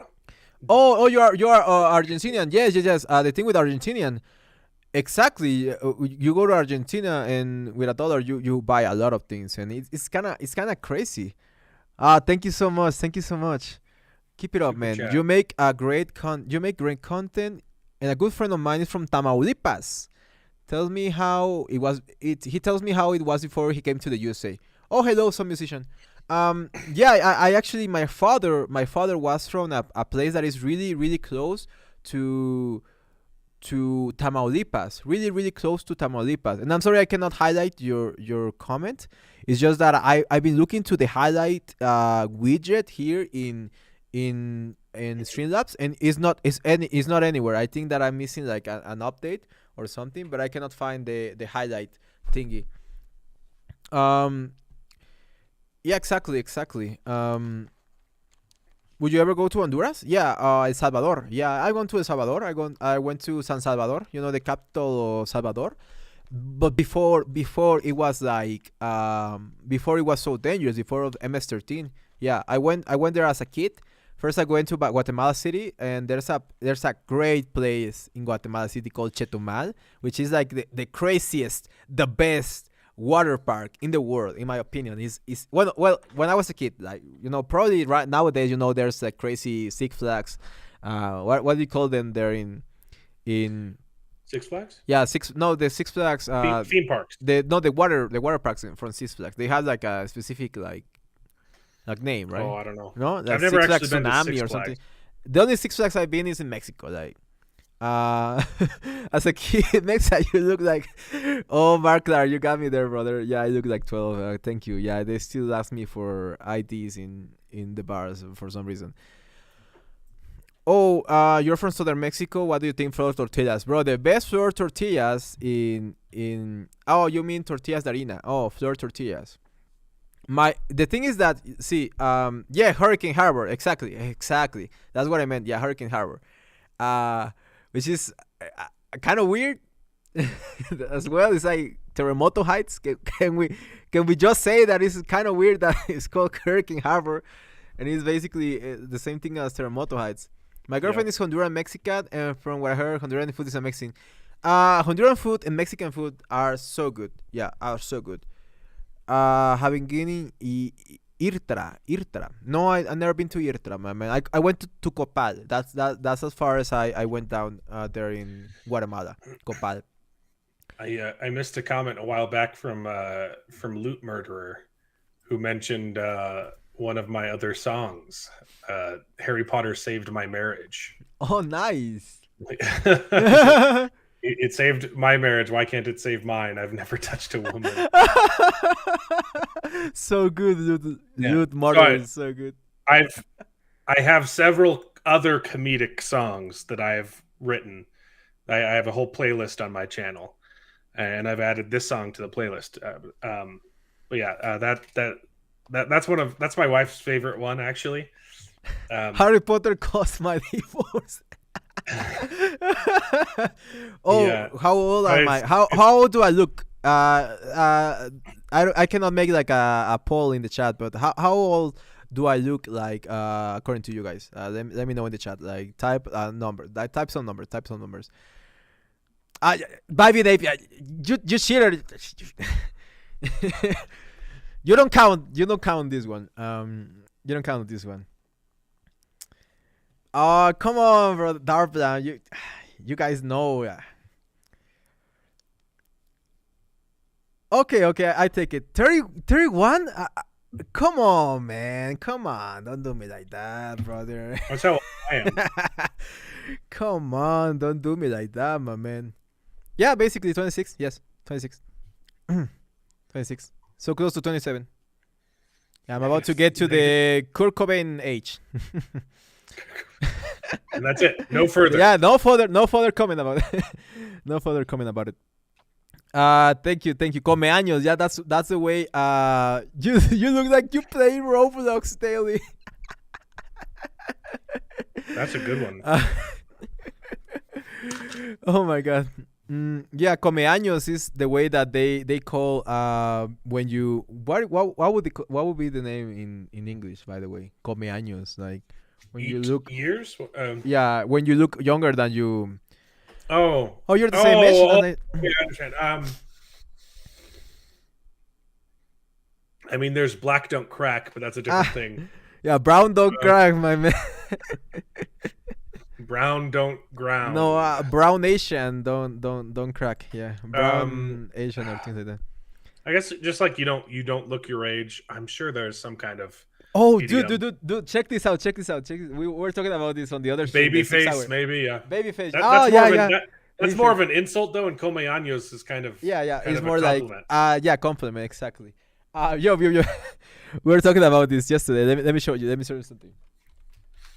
Yeah. Yeah, look up my song Harry Potter Saved My Marriage. It's very good. Yeah, it's really good. It's really funny. Yeah. That one, I'm really proud of that one. My best song is probably Hollywood Secret. That one's a parody too. So like Harry Potter's an original piece. Look, this girl. Look, this girl. How old does she look? How old does she look? She looks 56. It's different. Yeah, right here. The right picture, I'd say 50 something. But here left picture, I'd say 40 something. Yeah, exactly. She is 1 year older than me. 1 year. 1 year older than me. She is 95, 96. She's 1 year older than me. It's like believe it. Literally, I look for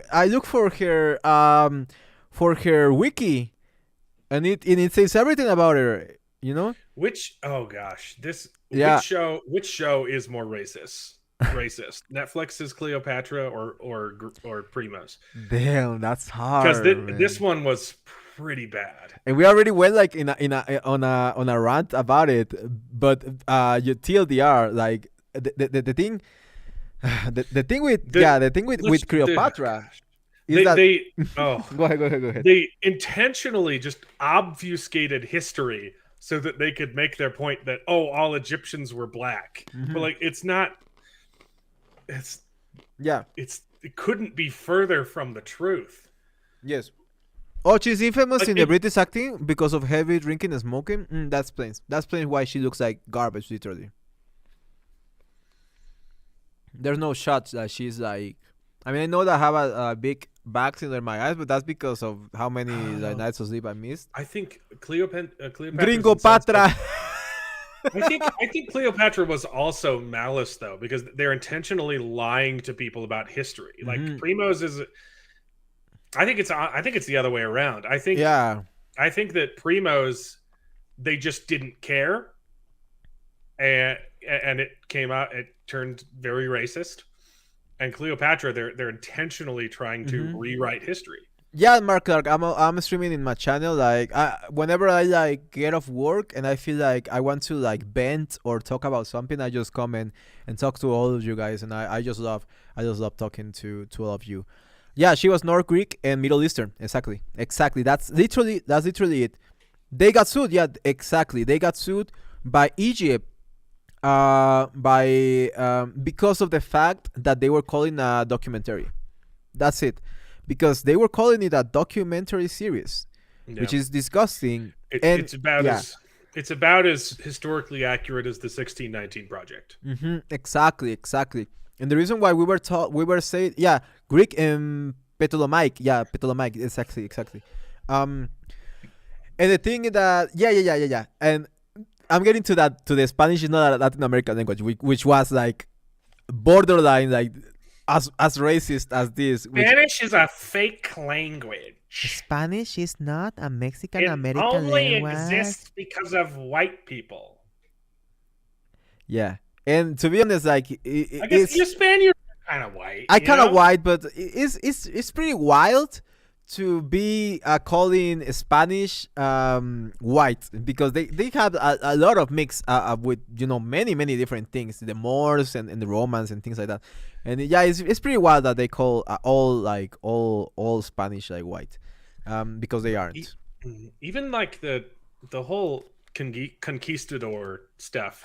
Oh, it was a genocide of the Native Americans. Gaming. They didn't show up with very many people. Yeah, and if you know your history, the Mayans and the Aztecians were kind of the bad guys. Mm-hmm. Yes. And the local tribes teamed up with the Spaniards to get rid of them because they were so bad. Yes. So and then they say, oh, but that's colonization. No, they were begging for help, and that's why Spanish exists. Yes, and it wasn't because of colonizers.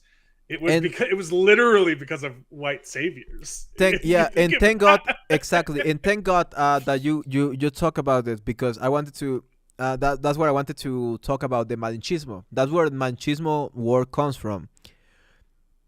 Adding to what technically said here. Yes, the Aztecs were like the devil, literally the devil. Like, if you read about those guys, go watch Apocalypto. Go watch Apocalypto, and that's literally what they did. And tell me that some cultures aren't better than others. Exactly. The Aztecs were insane in the brain. And I love Apocalypto as well. I love my father like love Apocalypto. That he got, it's streaming for free right now on one of those weird sites. Yeah, we gotta do like the Mexicas, exactly, the Mexicas. So they were wild. Habibi, my brother. The Mexicas were like really wild, and they conquer a lot of these weaker parts of the country. They literally took the whole control of the middle of the country, whole Mesoamerica. So after they did that, then they came the Spanish, right? And when the Spanish came, they first came directly to the Aztecs, and they were saying like, "Hey, yo!" I mean, nobody understood anything they had to say back then. Like, they were like, there was no communication. Nobody understood anything. So they like, Oaxaca forever. But you still need to come up with a new sign, a new Oh yeah. That works. That works. Exactly. The only ones that they never were able to conquer were the Purépechas. Those are the ones that they were never able to conquer. But the rest of them, they savagely were able to conquer them. Not only conquer them, invade them, and impose their gods and their culture, force their culture upon them, and try to force their language as well. Nahuatl. That's why many regions in Mexico, exactly, is cultural appropriation back then. I know a lot about Aztec monster lore. Yeah, I can talk about that a little bit. I can show you some images. But okay. So the Mexicans, the Spanish went to exactly, the Virreinato was a commonwealth, exactly. The Spanish came and they went to the Aztecs, and they saw all these crazy things, and they were like, okay, let's dial it back a little bit. Yeah, we are not going to mess with the Aztecs. So they went to the towns that surrounded the Aztecs, and they talked to the actual natives of those towns, the natives that were captured and were enslaved by the Aztecs. So they talked to those towns and basically got into an agreement, saying that, okay, the Aztecs are bad, we gotta get rid of them. So everyone joined forces together, all of those towns that were surrounded the Aztecs. So the conquer of Mexico that's the way the conquer of Mexico was done. And that's the praise that many people have for Hernán Cortés. Hernán Cortés, el Cuquita Cabra.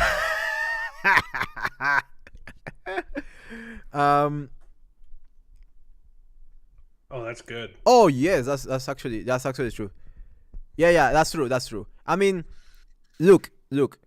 The Spanish were bad. But also the Aztecs were bad. That's why the comparison is like really, there's nuances. Like, we cannot say like this one was bad and this one was worse. There are nuances about it. They both were bad. They were both bad. For all the cultures surrounding them. Oh boy, Aztecs were like, oh boy, time to toss an infant into a volcano for an inch of rain. No, no, but they will. The Mayans will throw a virgin into a cenote, into a cenote, and into a cenote for rain as well. It was for Tlaloc, not Tlaloc. Nah, no. I made a mistake there. Chak is the king. Chak is the god of rain.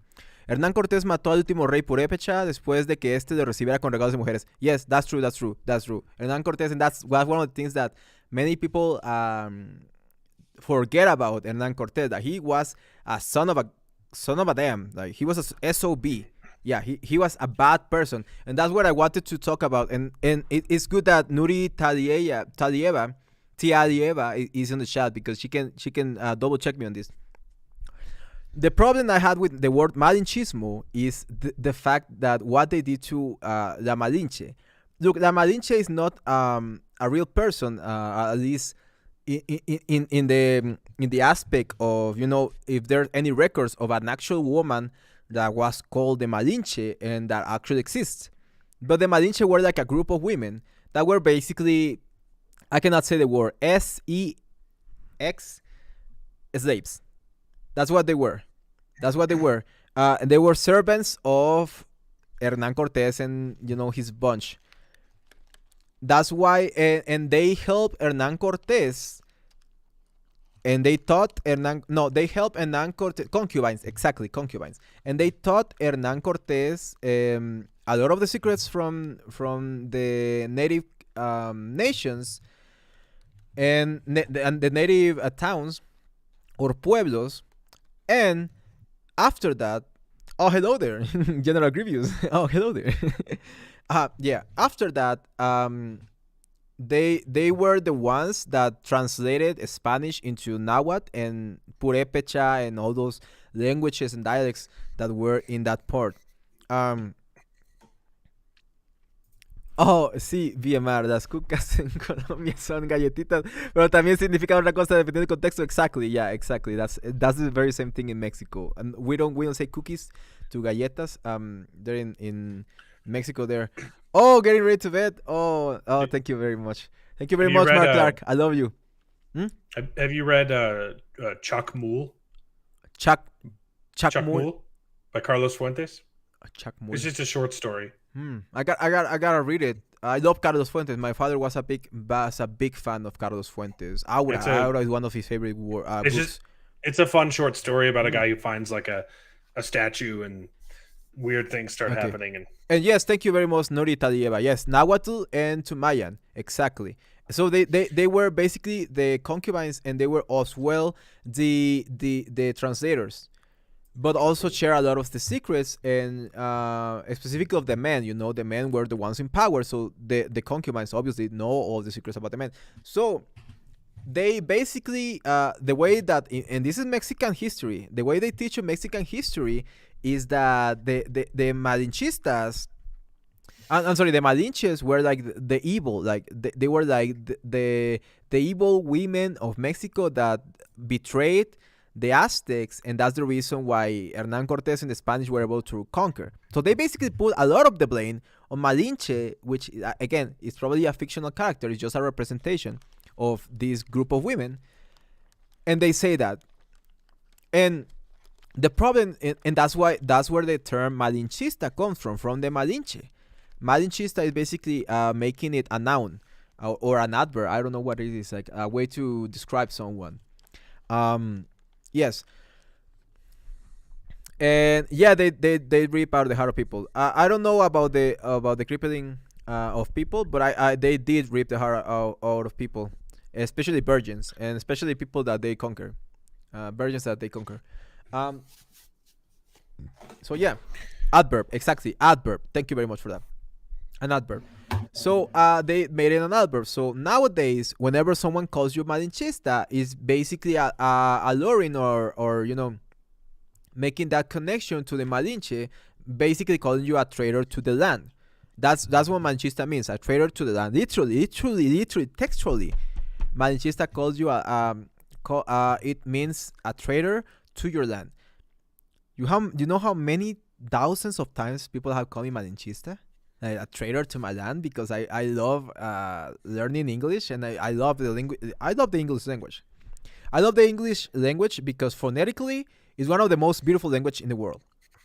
It, I don't know why, but when I hear it, it makes my brain feel happy. It makes my brain produce happy chemicals, and that's why I speak it. And not only that, but DJ, don't worry. Thank you to it's good to have you back here. Um, my it's wife is hard to. Honduran. My wife is Honduran, and she told me that she actually had a child with Cortés, and he recognized the child. Yes. That's so true. That's so true. Yes. That's so true. Yes, exactly. If you are in Mexico and if you try to learn about other cultures like Japanese culture, I mean, not Japanese because if you are otaku in Mexico, I don't know why that's allowed. Like you can go nuts about Japanese culture, but if you try to learn American, and Malinchista is literally only used with American and with English language. Endorphins, yes, that's the happy chemical in my mind. The Aztecs will go village to village and kidnap good-looking strong men to keep the Aztec Empire descendant. Yes, that's why they did it. Exactly, that's why they did it.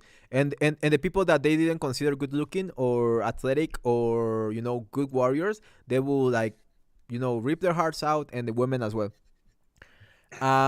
Yes, exactly. There are so many Mexican otakus, but you can go nuts in with otaku culture. You can go nuts. Yeah, you can be a whip. Exactly. I did not know that. That's fascinating. Yeah, you Now, can. now I'm looking at pictures. What? Mexican otakus? Yeah. Let I me show didn't you. know. I didn't know weeb culture was popular in Mexico. Yeah. It's funny because sometimes it's just silly. Like yeah, they don't even like. Yeah, sometimes it's silly. Sometimes it's really good, but sometimes it's really silly because they look ridiculous. Like they look ridiculous. Like what do you want me to tell It you? does look kind They of look silly. ridiculous. Yeah, it's just silly. And they do the eyes. They do the beady eyes, bro. In Mexico, they are so racist, man. They don't understand that that's like, it's almost like it's typing picking Japanizo. I'm not going to start even. Um, come on, Dragon Ball is not the same. No, I love it, bro.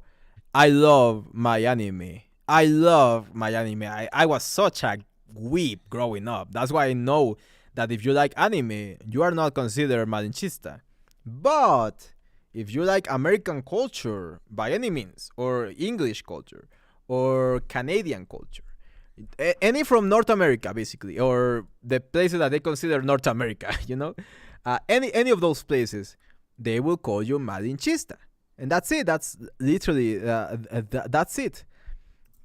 And It's the do I same. love no? I think it's a symptom of the same disease you were talking about earlier. How you just when people see you succeed, they'll try and drag you down. Yes, it's the same. It's the very same thing. I think it's the same thing, because I mean, it's no secret a lot of Mexicans come to America to find work because in Mexico it is kind of a symbol of success, and so if they see you working hard, trying to learn another language, they see you Go have as blancos. climbing out of the hole, and they don't want that. Yes, crap in the bucket. Yeah, exactly. Mhm.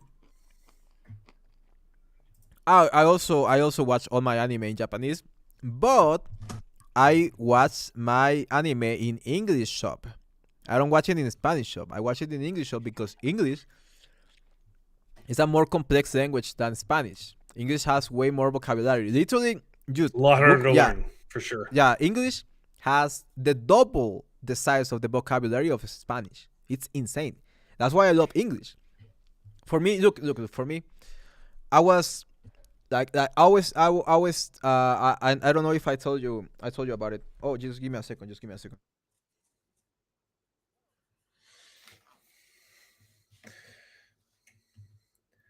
I have a waffle, just to show my credibility. I have a degree in Spanish, so I studied a lot of Spanish literature. Thank you, thank you. Which is why I know about Chuck Moole. You should totally read. It's a super short story, really fun. About some just like weird stuff happens with this ancient like Mayan statue he finds. But my favorite author, hands down, has got to be Borges. Borges, yeah. Jorge Luis Borges. Yeah, is it a genius. Rayuela, right? No. Like Pedro Páramo, right? Pedro Páramo. No, I never read that one. Periquillo Sarmiento. He read like the House of Asterion, the Library of Babel, and he wrote a whole bunch of short. I wrote most of his short stuff, so like my Spanish is pretty good, but he was kind of yeah. You're right. older. Thank you very much for that. Sorry about that. I haven't read a whole lot of like Spanish novels by him. Oh, thank you, Hughes. But thank you, Hughes. I totally plan on doing it someday.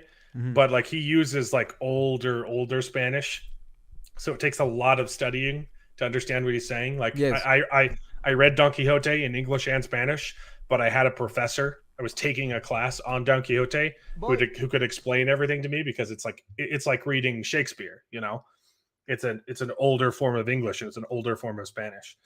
But I loved reading short stories from Borges. Because he was fascinating, and I love the way his mind works. And if you don't know, Borges was the inspiration for most of Christopher Nolan's movies. Yeah, for real. You're muted. Yeah. Inception. I believe the Tenet as well. But yeah. That's so interesting. Christopher Nolan highly credits Borges for his ideas. Yeah. Hey, Joe, Nuri. And I could read a translation. I've wanted to read like some of his like novels, but I kind of want to read it in Spanish. But it's just like it's a commitment. It's really hard. You even for Mexicans, it's hard reading in old Spanish. Yeah, and Joe, Nuri, hit me up on Discord. I'm going to put my Discord. Balloon Canan, Rosario Castellanos. Yeah, I actually yes. Relaciones raciales in Chiapas. That's actually a great information. Thank you, Nuri. Hit me up in Discord, please. We gotta have a conversation, because I've been like learning too much about other cultures that I stopped like learning about my own. So I forgot about many things that I learned growing up. So it's really good that you know that you correct me on those thoughts, because sometimes because of thank you Baron Batista. Was good having you here. Buenas noches indeed. But yeah, it was the thing with English, what I was going to thank you very much, Vibinape. Thank you very much for that. Yes. Let me recommend a story though. My favorite short story from Borges is confusing.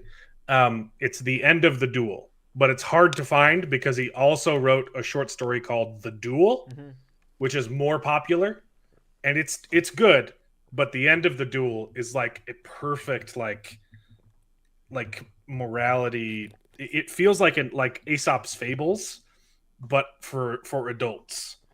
And it's like I love The End of the Duel by Borges. But yeah, go on. Talk about English. Talk about how great English is. Yeah. The thing is that in controversial opinions, don't worry, bro. Like probably the course in Canada you were going to get probably was not the best. Like if it was not imparted by a Mexican or by a real Latino, probably was not that good. So it's better in our philosophy, and social psychology for me are really important. At least for your own life, for your own life experience. The thing with English, and the reason why I speak English, and this is what many people don't understand, and many people in Mexico don't understand because they are dumb. Okay, I'm not going to like suck gaggle on my own kuka, my own coco, but I had a pretty high IQ for someone in my country. I have like something like around 440 IQ. When I was young, probably right now is bigger, thanks to that I've been managing to deal with all my diseases. But the thing with this high IQ is that I also and that's the problem with high IQ is that it also comes with a lot of problems. and I had the first thing I have, for example, is that I will tartamudear. What's stutter in español is tartamudear. So I was Yeah. speaking like people would not understand what I was saying literally. All my life growing up, I will not be able to communicate properly because of the issues that I had with this speech. Hmm. And I didn't have those issues in English. Never had those very same issues with That's English. interesting. That's really weird. That was really weird growing up. And another thing, and growing up as well, that I started to realizing, because I was dating this, I was trying to date this girl, but I was really, really shy and I couldn't tell her that I like her in Spanish. But she was in my same English class. So I was able to hit on her in English. And I was like smooth. Like I was like what the hell? And I have pretty rough social anxiety. Pretty rough social anxiety, to the point that if I am in a crowded place, I will find a corner and I will stay there until I feel more comfortable, unless I have like headphones or earphones. And if I have earphones, it's like I like I'm in my own. I'm like pez en el agua, like fish in water. In water. Fish out of water. Fish are no, but fish inside of water. Yeah. Fish in water. Okay. Fish in water. Yeah, exactly. We don't say pez fuera del agua. We say pez en el agua. It's kind of weird. Like we don't say fish out of water. Yeah, I had a speech impediment. Exactly. I had a speech impediment that was, and the way that the speech therapist explained it to me, is that mi área de Broca, my Broca area, that's the one that processes speech, was faster than than my mouth. So I was thinking way faster than I was able to speak. So that's why I was and nobody could ever understand what I was saying. It was so sad. I was like, growing up, I had my childhood and growing up was disgusting. Like, I hated it. That's why I had, those thoughts of, that we talked about before. And you also mentioned those before, right? So you understand why I felt. Yeah. Because of the bullying, yeah. Everyone thought, so I didn't have a stutter, but I had dyslexia, so it sounded like I had a stutter when I had to read out loud. And then learning Spanish, it sounded like I sucked at Spanish anytime I was reading out loud. But like I could speak it fine, and then I would go down to like read a scripture from the Bible and be like, and I would sound like an idiot. Yeah. Don't worry if you feel subconscious about your Spanish skills. Like nobody here is judging you. Like literally, we are all here to learn. That's it. We are all here to learn about other cultures and other languages. So yeah. Then after that, yes, it's really weird that a lot of very intelligent people struggle with communication, but it's really normal, because we do go through a lot of social anxiety. We do go through a lot of. I also had dyslexia and ADHD. So my was like the cocktail, like the full cocktail, like fruit cocktail. Dyslexia, ADHD, speech impediment, and then added to that, when I was young, because of all the violence and all the abuse that I received growing up from my stepfather, I started developing borderline. And the problem with the borderline that I have is that I don't produce the same amount of GABA. GABA is one of the main neurotransmitters on the brain. You have glutamate and GABA. Glutamate is the neurotransmitter that makes you go into action mode, literally, into action mode. I never done the autism spectrum. I'm pretty sure that I'm on the spectrum because of the way I act sometimes. It's either that or it's like a extreme case of borderline, because of the way I act. But I'm really scared. I'm really freaking scared of learning that about myself. I don't know. I just want to be normal. We all just want to be normal. Normal in and I am pretty hypochondriac. So if they tell me that, I'm going to lose my mind. Yeah, I'm going to lose my mind if they tell me that I have autism. But yeah, so. I don't produce not even like 30% of the GABA, which is the chemical that makes you feel. No, not normal. Not I don't meant it that way, bro. I don't meant it that way. I sometimes I don't know what word to use specifically. What I meant is that I'm a hypochondriac, a bad case of hypochondriac, like really bad case of hypochondria. So if I think about it too much, I'm going to lose my own brain. You know, I'm going to lose my mind. So I'm trying to like live on the surface regarding my own mental and health conditions. Yeah. No. I never said there was nothing wrong. I have autistic friends and I love them. They are great people. They're one of the greatest people that I met ever. Like I said, I'm probably on the spectrum myself, but I'm going to lose myself. I'm going to lose myself if I start like, yeah. The hypochondria is too bad by me. Like literally, bro. Like I literally thought that I had, you know, cancer for like 3 years. But in my brain, and I started like losing weight and losing hair. It was insane. It was insane. But I was as healthy as a clam. Literally, it was insane. It was insane. My hypochondria is too bad. It's too bad. It's too bad. No, and I don't want to be neurotypical. It's just that if I lose myself thinking about a mental health stuff, I'm not going to. No. I've seen many neurologists. Trust me, they don't know in Mexico, bro.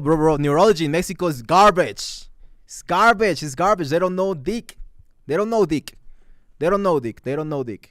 Never go to a therapist in Mexico. They are awful. I went through many therapists in Mexico. They basically tell me, you're done, bro. There's nothing to work on you, Brent. They need to tell me that there's nothing you can fix. That's the thing that many therapists in Mexico tell me, bro. There's no fix for you. But that's because what I'm saying, that they tell you that there's no fix and that you have to get medicated. And I was medicated for a while, and it almost kills me. So I've been medicated on anti-seizure medication because what I was getting to about gabapentin. So GABA. When you don't have GABA, that's one of the main causes of seizures. So look at it. Look at my face right now. This is what I had growing up, like for 18 years of my life. This is what I had. Look at my face.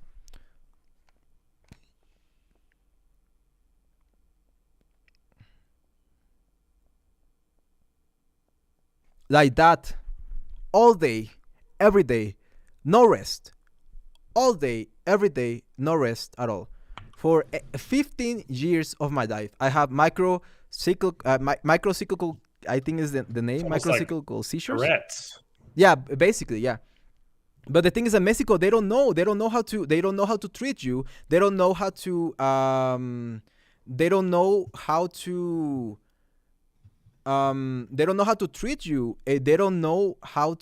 diagnose you. That's the important thing. They don't know how to diagnose you. And I went to great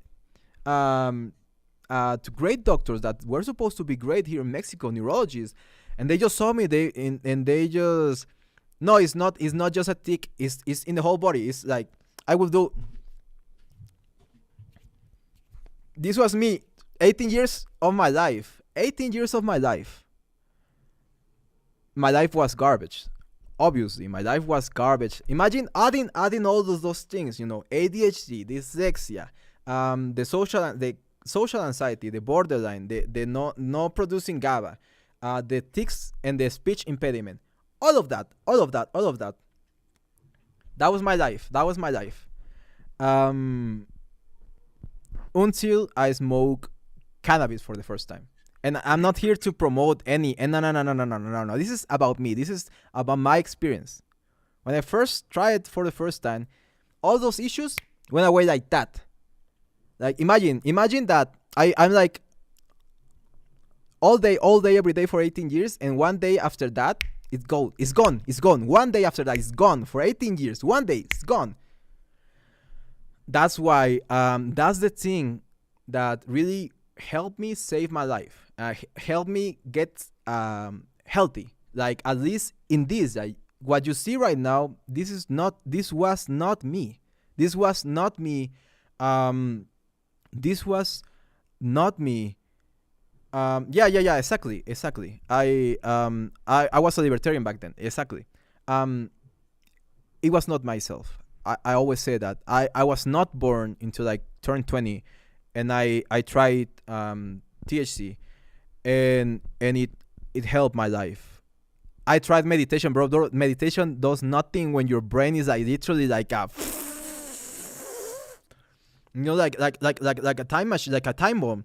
I literally just clicking, and thousands of thoughts, aggressive and invasive thoughts, all day, every day, for 20 years of my life. And so after that, I started getting better, and I started learning English. And I realized that while talking in English, I didn't have the speech impediment. And that's the reason why I don't have the speech impediment. And that's the reason why people understand what I can say right now. And that's the only reason why I'm able to talk to you right now, is because I started speaking English. So I am grateful in my life. I'm grateful for two things: for English and for weed. I mean, that's dumb. I'm grateful for many other things. You guys are a blessing, and I appreciate it. And I pray to God that I'm grateful with God for all the blessings that He has given me. But for real, like, if it wasn't for that, and if it wasn't for English, I would not be here. I would be gone. Yeah. I will be gone. Literally, I would not be here. I will be. Yeah. The reason is because, first of all, I don't have to think about it that much. When Spanish is a complex language, in which when you try to speak Spanish, you really have to think about the way you build sentences, and the way you arrange those sentences to other things, to the context as well. So it's a pretty complex in grammatical language to speak and to learn to understand. But when you speak English, you can speak It's English. easy to learn to pronounce Spanish. Mm-hmm. It's hard to formulate sentences. Exactly. And it, right? I'd say English, it's really easy to learn how to speak it. It is insanely difficult to learn how to spell and write and read. Exactly. Because it pulls from every language in existence. Exactly. But when you learn English, you are also learning a little bit of French, a little bit of Latin, a little bit of German, which is how rich is the English language. So it was really easy. Caen mal los que hablan español como una mamita de club. yeah, like daddy, like Pitbull, right? Like daddy, Latino, sazón, sabor. But yeah. So English for me, I started, obviously my English when I started was really, really, really, really bad. It was really, really, really bad, but I was able to communicate to people because English is really easy for Americans to understand it when you speak broken English. And I have the utmost respect for Americans because they understand broken English like champions. Like English is 3 languages wearing a trench coat.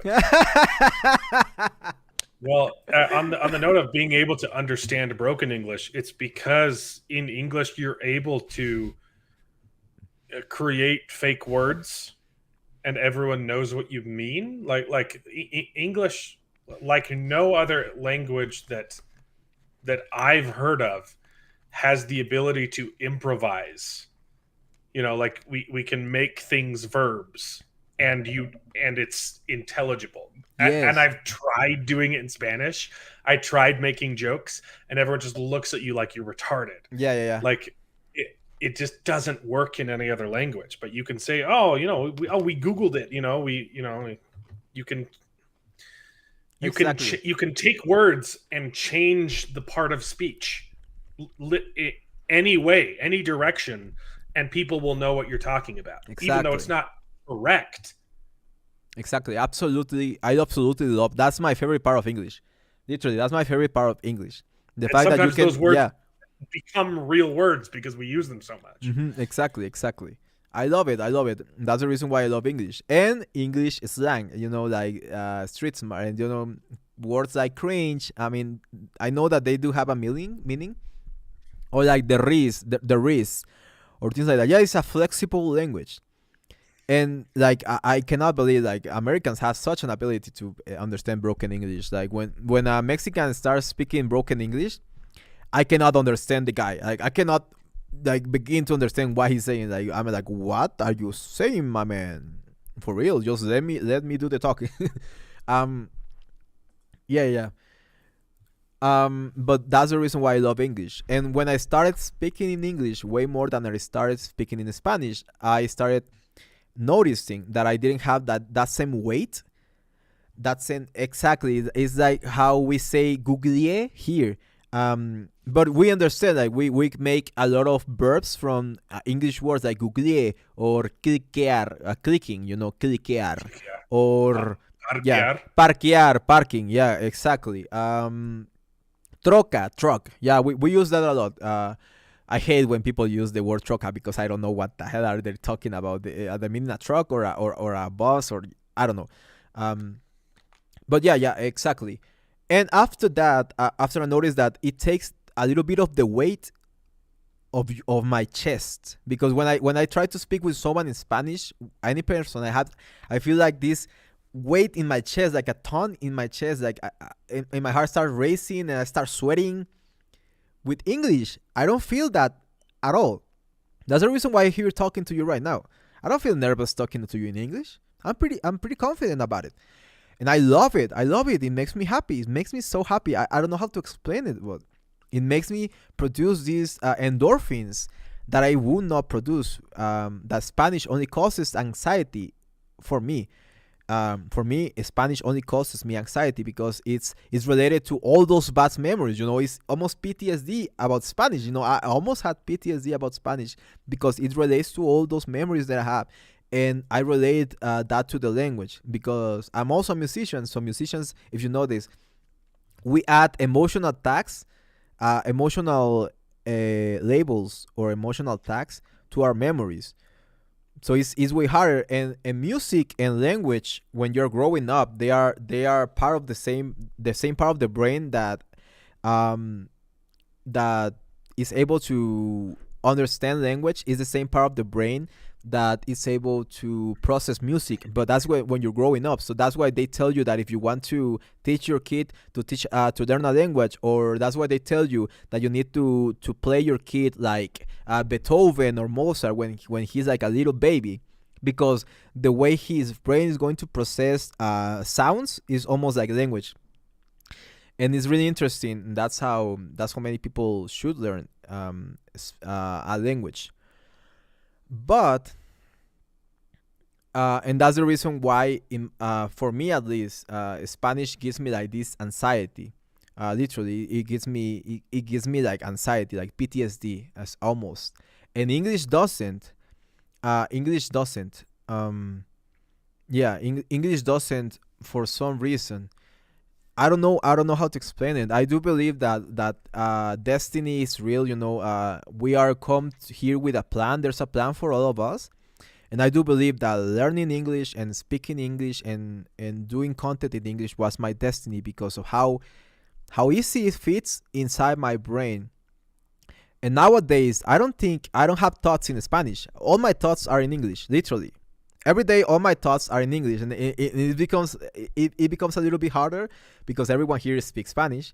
But that's why I find friends that do speak English, and that's why I hang around with people in Discord and people in gaming, and that's why I love hanging around with technically Mexican and his brothers and cousins, because I really feel like in my safe space. I really feel safe when I'm speaking and when I have my thoughts in English, and that's basically why I speak English. And that's why I hate when people call me Malinchista, because they don't know my context, they don't know my struggle, they don't know all of those things. It's the very same thing when someone calls you Latinx. They don't know your context. They don't know your struggle. They don't know what you had to do to earn your right to call yourself a Mexican, Colombian, Argentinian. Any of those countries. Um, because it's hard. It's hard to living in those countries, and for a gringuito to come and call you, you're Latinx. No, that's bold. That's bold. Yeah, that's BS. But yeah, I was. Yeah, Latinx is not even a word. It's literally, in my opinion, it's a slur. It's Yeah, an insult. yeah, it's a slur. Yeah. It's a slur. It's definitely a slur because and Elon Musk said himself, like Well, you saw that, yeah. right? The Elon Musk thing. Oh yeah, it was great. Yeah, it was great. It was What you great. should do, I always pronounce it Latinx because it's a joke. Yeah. Yeah, exactly. I hear Latinx and are throw up internally for you. Imagine that. Imagine how we feel. Imagine how we feel. And this, here's the thing. Here's the thing. Look, if someone considers themselves Latinx, go ahead. Go ahead. But you have to make the distinction that Latinx should be only for American, like, Latinos, like Latinos, third generation Latinos that barely have any Latino blood on them, but they consider themselves Latinx. Okay, use it, but use it with that distinction. Don't call us Latinx. That's the thing, and that's what I love. Many comments that I receive from people tell me that they consider themselves Latinx, but they don't consider they don't dare to call Latinos Latinx because they know that we are Latinos. Or I don't like the word Hispanic as well. That's a gringo. That's some gringo shit right there. We hate we Latinos hate the word Hispanic unless you are like you really have like Spanish descendants or Spanish blood in your veins. You really hate the word Spanish. I hate when people like are talking. I asking like, what race are you? Black. They don't say Latino. They say black and Hispanic, or white or Asian. I hate it. Yeah. We are not Hispanic. We are not from Spain. We are Latinos. Well, Gen Z are Latinos if you are from Latin America, but if you are from the United States, you're Latinx. Yeah, you're Latinx. Yeah, and it's and my guy, my girl Michelle de la Loye, she says, es impronunciable esa X después de la N. No sé cómo se les pudo ocurrir. Exacto. It's there's no way to pronounce it in Mexico. It will be Latinx, literally Latinx. Yeah. Latinx. Yeah, Latinx. But it doesn't work in Spanish. It works in English. It makes sense in English. That's why it's a slur. It's literally a more dominant culture trying to force our own force a term down our throats. And what's the difference with calling that Latinx and wet bees? I cannot say the entire slur, but what's the difference between calling Latinx and calling us wet bees? There's no difference. And the funny thing is that wet bee is a slur that we use in Mexico pretty oftenly to refer to people that go to the United States illegally. We call them mojados, and it is pretty normal in Mexico, and we don't consider it a slur. We just say it like, el mojado, yeah, he went, and which basically means wet bee, that I cannot say. But yeah, we use that term a lot. I don't use it because why? But whatever. Latinos, I don't like Latinos either, man. It's again. It's the same thing with Mirna Velasco. Reductionism is not reductionism, or what is the word? Like making a reductive. Yeah, reductive. Is reductive. The language we speak is ours, not from Spain. No. It's ours, and it's part of like our heart, and it's part of our soul. So doing things like Latine, it's just like corrupting. Yeah, that's the word. Latrine. Yeah, exactly. It sounds like latrine.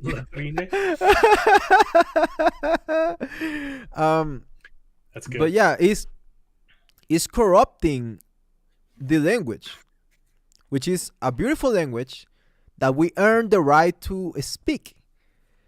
So that's why I believe it's like a disservice to all the suffering and all the suffering and all the, what is it called, the fight that took us take back that country, the language. Mm-hmm.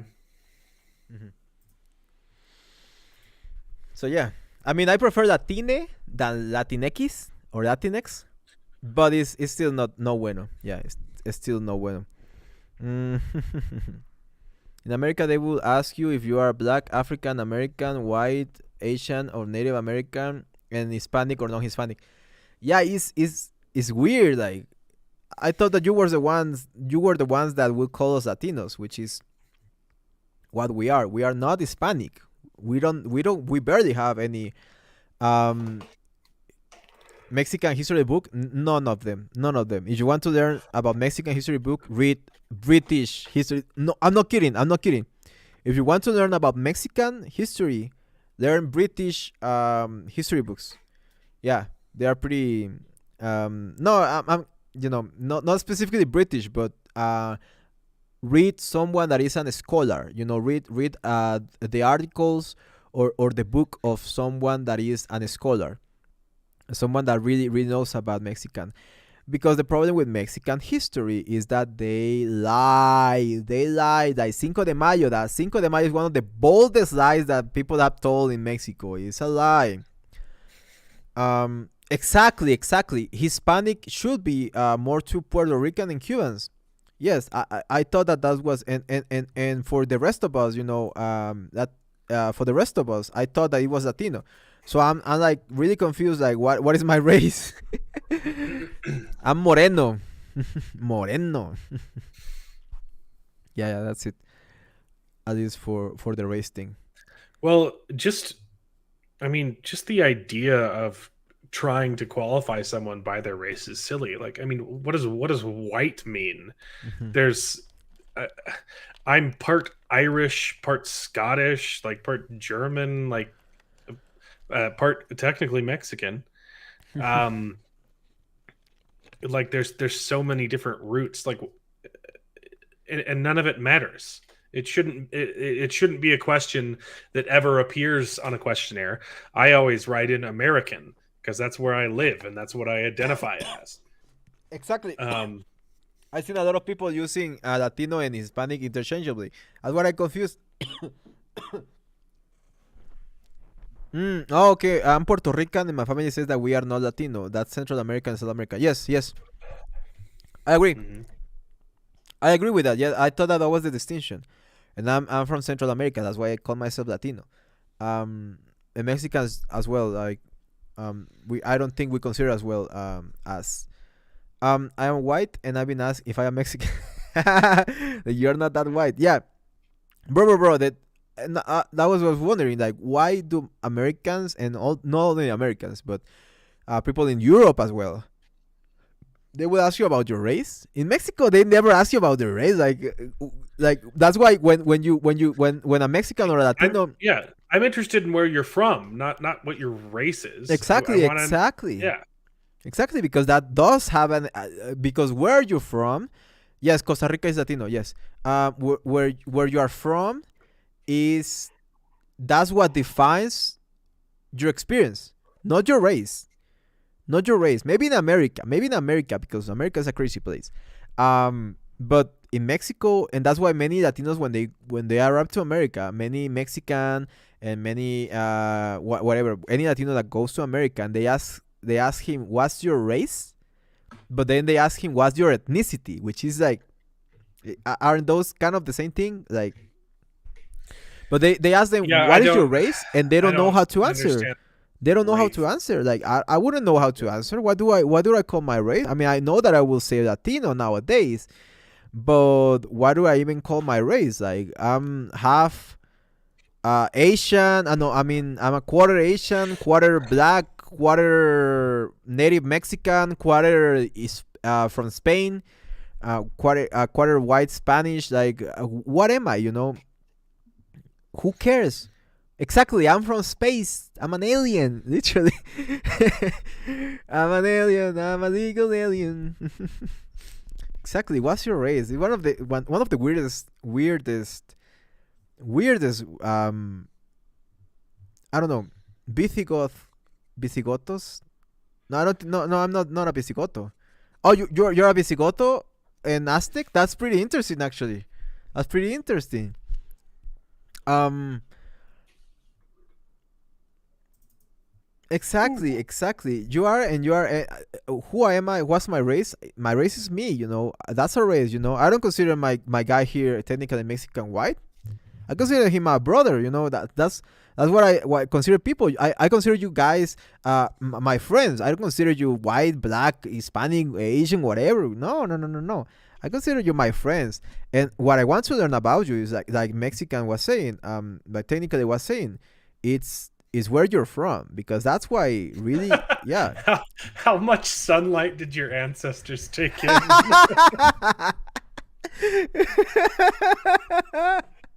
Oh my gosh, that's good.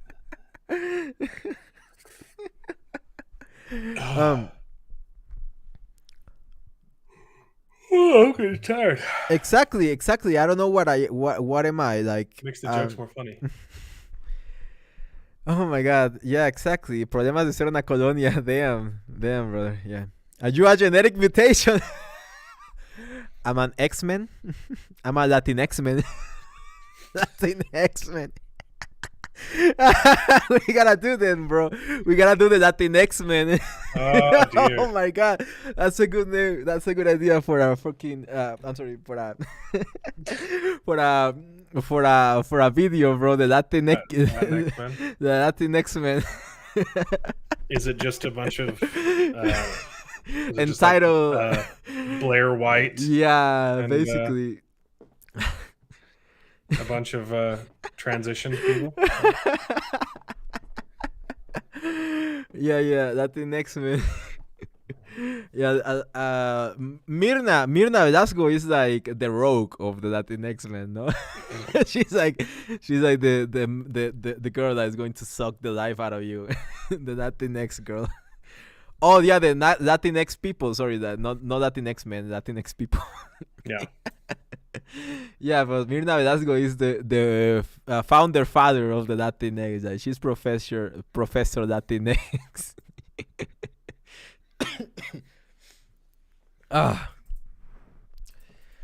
What? Enough out the light? What does that mean? the oh, I got it. We call ourselves the Latinx. Oh my god, I love that. That nachos and nachitex. That's a good answer too. I'm a human being. That's all that matters, man. Yeah. I'm an alien. I'm a legal alien. I love that song from what your values matter more than your skin color. Like what do you believe in? That's what I care about. Oh dude, I remember that song. Human by the guy, the Killers. I am a human after all. Different song. I'm only human after all. Don't blame on me. Oh, don't blame on me. I'm a human. Make mistakes. I'm a human. I think it's called Only Human. Only Human. Yeah, Only Human. I really like that song because when I listen to that song, that's what I want to say. Rack bones. Yeah, I think that's rank bones. Exactly. Yeah, exactly. Human rack bones. That's what I want to say to anyone. I'm only human. I'm not my color. I'm not my race. I'm just a human, nothing else. And that's a part of the song that I'm writing actually. But I'm trying to write it down. Look checks. The people that care about those distinctions don't actually care about you as a person. They only value those distinctions. They don't value as a person. They don't value you as a human, and that's why they need all of those other descriptors. Exactly. They don't see you as human. They don't see you as the equal. Mm-hmm. That's what I hate. The woke people the people that are pushing that kind of ideology are doing it intentionally because they want division. They don't want us to see each other as humans and to work together. That's what they fear. The Exactly. second that we can see past each other's differences is the second that they can no longer control us. And it's the second that we evolve into the next stage of human evolution, into the next to the next stage of Yeah, consciousness. which means they make less money. Exactly, exactly. It's all about the money. It's all about the money. That's why this show is woke. That's why I say this show is woke, because they think that they care about the race of people, but they only see people for their race. So they only care about the race people. They see a person in front of them. They see, oh, they put the color of their skin before the human. Before calling you a person, they call you white person, black person, Mexican person, a Latino, Asian person. All of those things. The people that use that kind of language, saying white person, white people, they are disgusting because Well, I you guarantee put these in. Yeah, go ahead. I guarantee these people never actually listened to the words of Martin Luther King. What like his whole thing was, I want people to be judged by the content of their character and not the color of their skin, and that is the opposite of what the the modern progressive movement has become. That it's the complete opposite. Yeah, and why? They don't give a crap about the content of your Yeah, character. and they create terms like people of color, which is basically like People they are, of color. yeah, they are just rearranging the word, because I cannot say the word in YouTube because it's considered a slur. Okay, Yeah. what I don't get BIPOC Yeah, because it's black, indigenous, people of color. Aren't blacks already included in the color? exactly. BIPOC is just like, again, it's just people trying It's so to. silly. Like it Yeah, used to just be cis, and now it's cishet, which is cis hetero. I'm like, these people, they're literally creating new slurs. RIP MLK, exactly. But we need to just adopt those things as our own, right? Like, so it's like, the N-word, right? Once we adopt it for ourselves, then they can't use it. So I like to go around saying, what up, my bigots? Exactly. Only we can use that word. Exactly. Cis is not even a word. Like, what are they even talking about? But yeah. Terms like POC kills me. Basically, is white and the rest.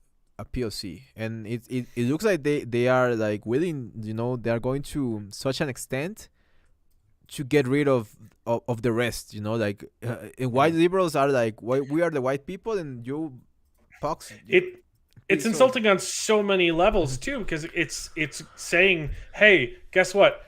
Every single one of these cultures are identical to us. It's like you all belong in the same group, but like there is so much nuance between those shades. Yes. There's so many different. Yes. Max is my favorite bigot. There you go. Hey, that's our word though. Okay, that's our word. We can say it, but you can't. But call me the Mexican way of calling bigote. And your favorite bigote? By those who don't know, bigote is mustache in Mexicano, well, in Spanish. Bigote. Or I cannot grow a mustache, but yeah, I don't like mustache. Bigotex. Bigote. Good evening, my man. Yeah, we are like in 30 minutes. You are literally getting off the stream. Yeah, in a little bit we're getting off the stream. It's just that I really enjoy talking to all of you, and obviously talking to my man here, like the creator of the song Oye Gringo, the creator, producer, lyricist, arranger. I cannot say composer because they are going to think that that we're claiming that. Well, I changed a lot of it. Yeah. So I tried to make it sound like the same song, but different. And what's more insulting when I got into the deep dive and tried to listen to all of the different parts in the song, the entire track has just a background track of barn animals. Yeah. just squealing left Wait, and wait, right wait, wait, wait, wait. for the whole real? song. For real? Yeah, go listen to the original song. It's like it's like Wait. it's so insulting. And I was like, they really did this, didn't they? Like, go listen to the theme song again. They just have barn animals just going off the entire song.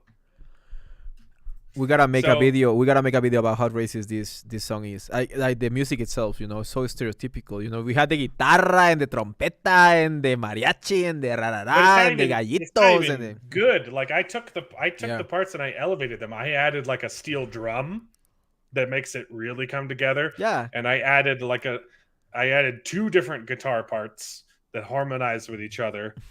And one that one that hits real hard, but it's in the background because mucha lucha, bro. Mucha lucha is peak Mexican music. Peak.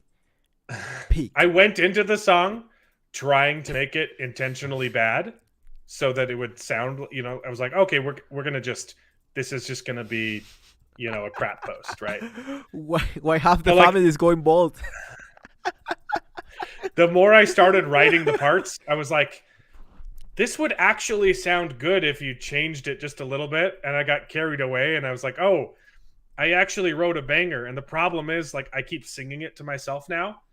And I'm terrified that, like, someone on the street will overhear me with no context and be like, oh, you like that Primo show? I'm like, no, I don't. I just made it better. And now it's stuck in my head. Yo, Mr. Krabs, the girl with the unibrow, the reason why the girl is, with the unibrow, it's because she's inspired by Frida Kahlo. Exactly. Yeah. She's definitely inspired by Frida Kahlo because when the only Mexican to ever exist. Yeah, the only Mexican woman to ever paint, apparently. Let me show you Frida Kahlo. So you see her hair, especially her hair. Look. This is a pretty good drawing of her, actually. Frida Kahlo was, she was great. Yeah, she was awesome. She was a great writer and painter. Yeah. The only Mexican woman, period. And yeah, the reason why she's balding, it's because of, look at her hair. Look at the way that Frida Kahlo used her hair. See? In all her pictures, she has her hair in the middle of her forehead. Can you see it? You noticed it already, right?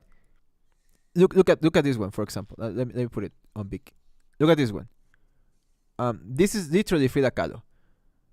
The unibrow and the hair in the middle of the forehead. Yeah. And the hairline. That's the reason, and that's why I say that it's way more disgusting that they call her Chacha, because Chacha, like I said, it was a Mexican slur. So this girl is obviously Mexican. Good night, Jose Masa. It was nice having you here, brother.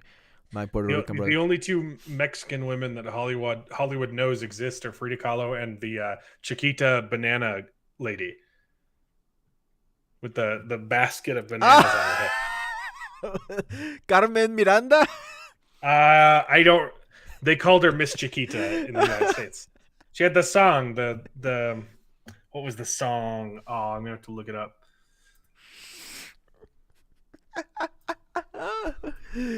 Yes, kids do not have unibrows. Like it's not a natural thing. You get unibrow when you go through puberty. Literally. Like when you go to puberty, you start getting like the unibrow because of the hormones. But as a kid, as a female kid, like you don't have a freaking unibrow. Oh, I looked up. It's the Chiquita banana. That's my mind. You see that? It's in the Carmen Miranda. I thought it was Carmen Miranda.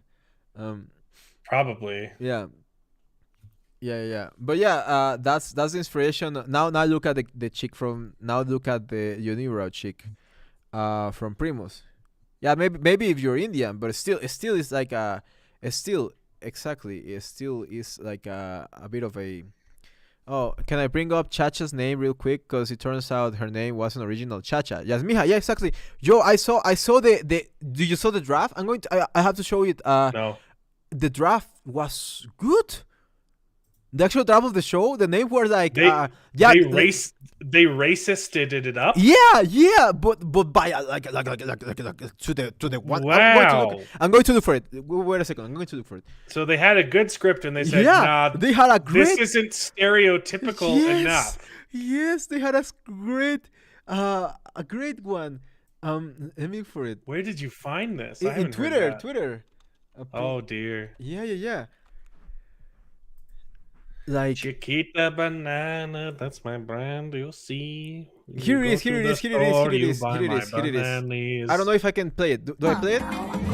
When you go to the store, Do I play it? buy Chiquita bananas, the only brand from Mexico.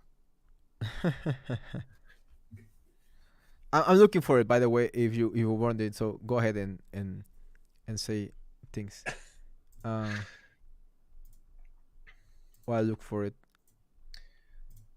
Yeah, the song was really fun to write. It kind of wrote itself. Yeah.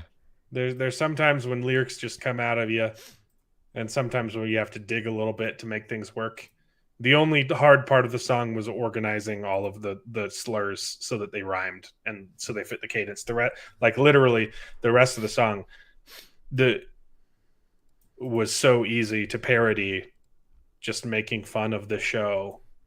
I think it took like 5 to 10 minutes to do that part, and then the rest took like another 20. Yeah, but in the original script, for example, Nachito was called Benito, like Little Ben, which is good. It's good name, great name. Holy crap! Because Benito is the name of one of our most important ever presidents, Benito Juarez. So Benito is a great name. And they didn't call those two people Benito. They called Benito one, and the other one they called him a different name. Oh, that's why something happened to my gain. Okay. You're muted. I'm muted? Oh, never mind. Sorry, I was looking at the wrong screen. I was looking at the live video, which I have muted, and you were talking, and I was like, "Oh no, what happened?" No. So that's insane to me, though. So they saw the script. I have to know what they were thinking. Were they thinking, hey, Mexicans won't relate to this unless we ham it up? Exactly. Or were they thinking that prepare? It's not. I don't think it's copyrighted. Yeah, if it's copyrighted, it's canon. That's a good one. Yeah, Little Ben and Benito, which was good. Little Ben and Benito. That's great. That's awesome. And they call Nacho Nachito. There's a different. They have the song written. Yes, too? they have the video, the animation. I'm going to show you the animation. Yes. Are you? No. I'm going to show you, bro. I'm going to show you right now because there are two drafts. Listen for the barn animals too, and see if that was. It's not there. It's not there. Yeah, it's one of the markups. Yeah, it's not there. This is so much worse. But before we get into it, I'm going to say something that has been bothering me insane. That people complaining about, that I complain about Nacho and Nachito. And people were saying Nacho is short for Ignacio. I know that Nacho is short for Ignacio. But what those people don't know is that Ignacio, that the name of the food, Nacho, comes from the name Ignacio. The name Ignacio, because Ignacio Anaya, the creator of the Nacho, was called Ignacio. So that's the reason why the nachos are called nachos. It's Ignacio. So it is a stereotype. That's why it's a stereotype. That's why it's considered a stereotype, because it comes from the name Ignacio. Exactly. Nachos are not Mexican. Are Tex Mex. Nachos are good, but you don't find them in Mexican restaurants. If you go to a real Mexican restaurant in Mexico, you ask for nachos, they were like, what? They're about as Mexican as fortune cookies are Chinese. Or as burritos and chimichangas, But that's what I wanted to let you know. Nacho is Texan. Exactly. Nacho, the name Nacho is a stereotype, and it's a racist stereotype because nachos come from the name Ignacio. So everyone saying in my comments saying me, it's short from Ignacio, they are brain dead. because they don't know that nachos are also short for Ignacio. So nachos, hard shell tacos, burritos. They're not Mexican. Exactly. Chimichangas, yeah. No. Yes, nachos are named from a guy naming, but nachos are named from a guy named Ignacio. You know, so that's why it was considered later as stereotype. But that's because whatever. Play the song. Yeah, I'm gonna show you this. I'm going to pause it like part by part. Yeah. So I don't get Pause it a couple times. Yeah. I'm going to pause it like. We'll talk over it. We'll talk through it too. Exactly. But listen. Okay. I'm going to share. I'll sing Chiquita Banana over it. Can you like see if because two copyrights make two rights make a right. Two copyrights made a copy wrong. Let me just make the screen a little bit like smaller. So you got to send this to me too. Yeah. It's on. Yeah. This just compounds everything. It was already bad. Yeah. There are no bar. First of all, there are no bar animals. It's like only like the sound of silbato, the sound of a whistle, which is pretty Mexican in my opinion. We do use a lot of whistle. So this is like I said, this is the actual drawing. This is the actual show. This is like literally, Which she looks cute there. She looks cute. Look at her. She looks cute. Yeah. Summer's starting and it's gonna be so good. Nah, it's not racist enough. You gotta. Yeah, and you gotta up those levels. You up those numbers, look, right? There are no tigres. Those are rookie numbers. There are no tigres here. Do you notice? There are no tigres here. So they added the tigres later to add like Mexicanism. Holy moly! Right. So cool. Then you all moved in and got me looking like a fool again. Oye Gringo. We're not hearing anything, by the way. Oh, for real? Yeah, no. That's weird. At least I'm not. I'm not hearing it through Streamlabs. Maybe they're hearing it on. Oh, do you guys can hear the music? They can hear it on YouTube. Okay. I can't hear it through Streamlabs, so I need to turn on YouTube, which means I'm going to get a massive echo in my headphones. Damn. Okay. In my face, oye primos. Get up out my space, oye primos. You're wearing out my. Like it's actually good. Like the animation actually show us things about the show. You know, like this girl like appearing out of nowhere. Like like. She's shy, and you got this guy and Nacho, Steven Universidad, Steven Universidad. He's like a tough guy, but he's also not shy. She's not shy. You're driving me insane. No, that thing was a little bit weird. Like this guy acting like a dog for a. Wait, can you guys see him? He's acting like a dog for a football. Like for a soccer ball. That's funny. That's actually really funny. Yeah. And Coquita.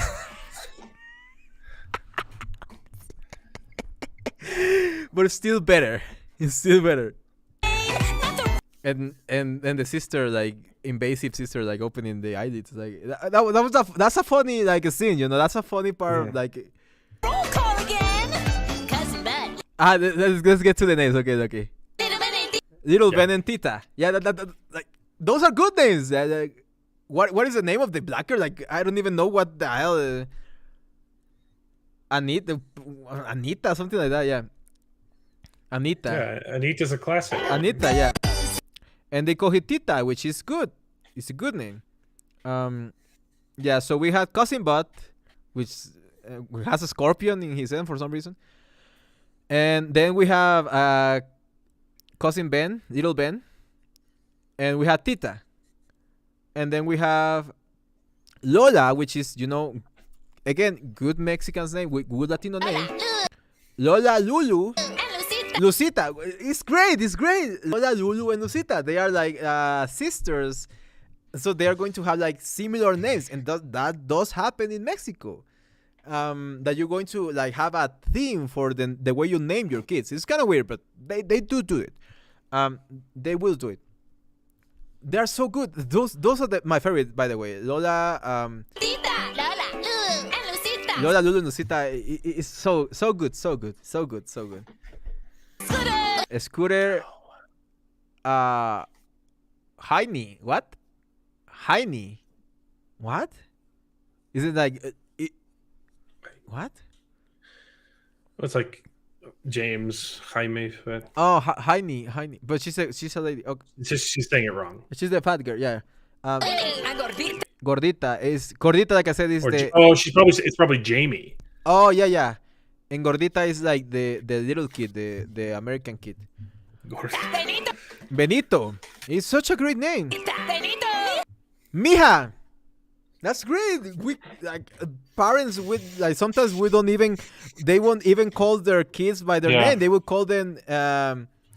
Mija. And they look at the design. It doesn't look disgusting. Like the unibrow is not as thick as a dear. freaking like as her eyebrow. You know that like, and the hair is a little bit messy, but it has a little bit more of form.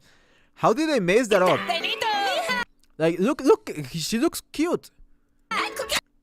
Cuquita, and she's like an angel, and and they didn't add the ear, the hearing aid. Mm-hmm. And like I said, it was so cute. It was so good. Why did they cheat? What were they thinking? Come on. I was Did you pull up the Frida Kahlo Yeah. character? Yeah. Is she okay? Sorry, I was dealing with the lag, so I didn't. Oh, no worry. No, Okay, yeah. she does- they have their unibrow there. Okay. Yeah, but she looks better. Yeah, she looks better. Yeah. Like, let me show you. She didn't have like the buck teeth. Yeah, she had like, no, but she's cute. Like, and she smiles. Like, you know, she's like, she looks like a fun character, overall. She doesn't look like a devil, like a Neville spawn. She don't look like a monkey. Like, she I looks. cannot believe. So this went through. The producers saw this and said, "Nah, fam, it's not racist enough." Yeah, he's not literally. It's not racist enough. this isn't supposed to be a party. It's I'm- so I'm- good. I'm dumbfounded. I don't Yeah. even know what to say. It's so good. It's way better. And they changed. Like they literally said, "How do we make this worse? How do we make this more racist?" And it's like, man, like they added the animal sounds. They added the terremoto heights because it wasn't terremoto heights. Let me show you. It was not terremoto heights. Yeah, go Hollywood- go back and listen to the one they released and the barn animals. It's insane. Yeah, it doesn't even say it's just say Los Angeles and it has the Interstate 5 and it has Hollywood here, which is accurate. You know, you have the snobby Hollywood girl right here drawn, and then you have the Mexican barrio, and it's just called Los Angeles. It still has the Mexican sepia filter, which is okay, whatever. You know, it's still like, why do they do it? I don't understand why did they put the Mexican sepia filter. I mean, when it's sunny, it looks like clear. When it's sunny, it looks like, like Mexico only looks like that in the movies. Yeah, I don't know why, but yeah, and the names, dog, the names like that. And let me show you. Let me show you something else. Let me show you something else. Breaking Bad. 9/11 No, Boulevard. don't say it. Yeah, no. I got limited ads because of that in my video. Yeah. It's insane. It was so good. Sal bueno. So good. It was sal bueno. Yeah, I don't understand what they were thinking. They literally said, "Let's make it more racist." Like, what other explanation can we give? Literally, they just raised it up. And let me show you something. Because there was another leak of another of the second episode actually of the show, but it is a draft. Yeah, it's just a drawing. All right, I gotta lean back for this. It's just a drawing, and the funny part that the music in that thing is really good. But the words are so racist. Like the music is so good, it sounds so beautiful, but the words are like insane. Okay, let me look. Sorry, there's another really good. Oh, thank you so much for the Another congratulations. really good For comment. the 7,500. Yeah. You got to read Batsu Music's comment. I'm gonna read it, but please let me show you this. I think I feel a song coming on. Okay, so the black guy Scooter is going to sing a Latino son music, kind of music, you know, that salsa, kind of salsa. Oh yeah. You need help and we'll all see you through it. With the power of primos, you know we can do it. And the guy sings really good, like in my opinion. I know it's mostly autotune, but he sings good. And the context is that they are trying to do this like surprise party or party for Tater, for the main character. But they don't have any friends, they don't have any invitations. So all the primos pitch in and try to deliver invitations for everyone to arrive to the party. Right. So that's about it. Stations delivered today. No te preocupes, they're on their way. Catchy patches will get it done. Getting on. I don't need a song. Wrong. There you go. This genre of music is called electro Latino, which is basically that Latino music added with electrical sounds, pop sounds. It's electro Latino. And in my opinion, this was a really good song, but the lyrics are really good. Like you literally, like this guy is literally like we call it washando when we try to speak English, but it just comes out like nonsense, you know, gibberish. Yeah, So this guy is the music basically, is done well. yeah, but this guy is basically speaking gibberish that sounds Spanish. Yeah, I don't know what the hell he said. That I only heard "si se puede," which is actually a pretty normal like saying in Mexico. Si se puede, si se puede.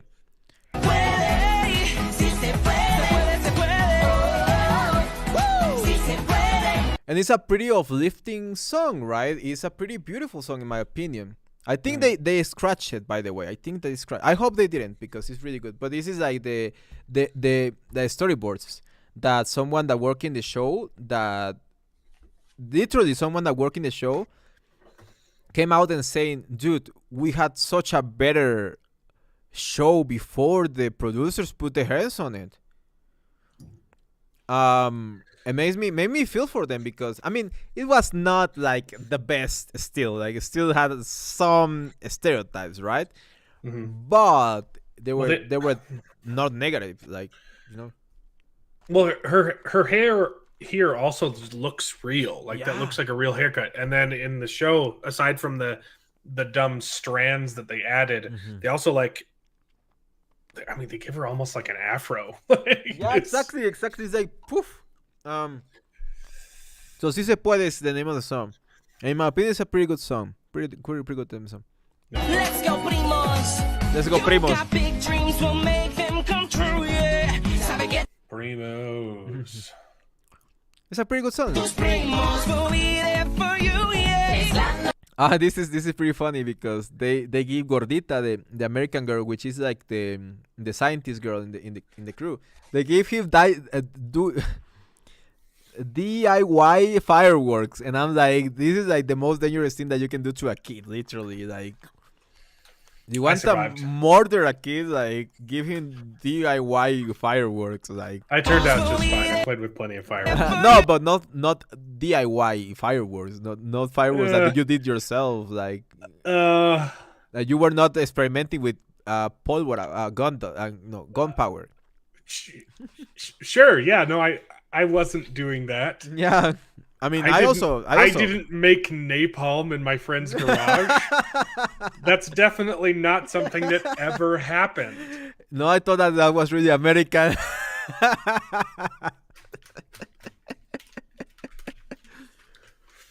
Nope. But yeah. I don't know why they gave this girl like instructions on how to make napalm. But yeah. So this is funny again. funny. It's fun. The show actually looks funny, but this is not even the actual show. This is something that they Americans eat fireworks for breakfast. And we do also love fireworks. If you want to come in Mexico, fireworks are not illegal here. So, I mean they are illegal, but nothing is illegal in Mexico. So Fireworks are dangerous if you're stupid. yeah, yes. If you don't know how fire works, literally, if you don't know But, how like- fire works, You can play with fire if you're smart. yes, You can. I did it a lot. yes. But don't think that you are smarter than you actually are, because if you start playing with fire, you're going to get burned. That's how it No, is. you gotta be sick. You gotta do it in a place where you're not gonna Exactly. start a fire. You gotta have controlled conditions. You gotta be safe. You don't hold it in your hand as it goes off. Exactly. But yeah, she's mixing the cake. We just sing it up, make it. Me escándalo. Again, still pretty stereotypical, but the song is good, so I don't have any problems with that. No problem. This isn't helping me. I'll have to listen to it later because the YouTube video is on delay, so I can't listen to it and also talk to you. Don't worry. But I The- turned it on the- for a bit. Yeah, the song is pretty good in my opinion. It's really really good. For a show.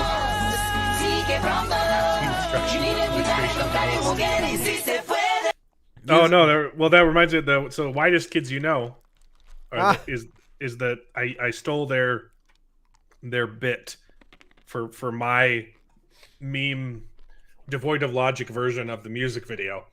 I stole it from a skit. Did you watch the original sketch? The grape. No, I don't find it. I'm going to. I'm Okay, going to. It's whitest kids you know. Yeah. It's the Yeah, grape no. yeah. Uh-huh. thing. It's a very funny sketch, but they have another sketch called the No Song or the Never Song. It is constantly in my head. Yeah, never talk back to your mom and dad when you're, like it's a never talk back to your mom and dad when you were mad. Never talk back to never be rude or disrespectful. Because that's how you get grounded. And they just do a couple normal kids verses, and then the last verse is Man. instructions on how to make crystal meth. It's so good, but don't do it, kids. Yeah. Never Damn, do this. bro, this Never, like. I hope this never show... buy these specific ingredients and mix them together, and it's so Damn, funny. man. Like this show looks like so cute. Like this drawing. Never take cough syrup, yeah, mix it up these with iodine sketches. and lie. Yeah.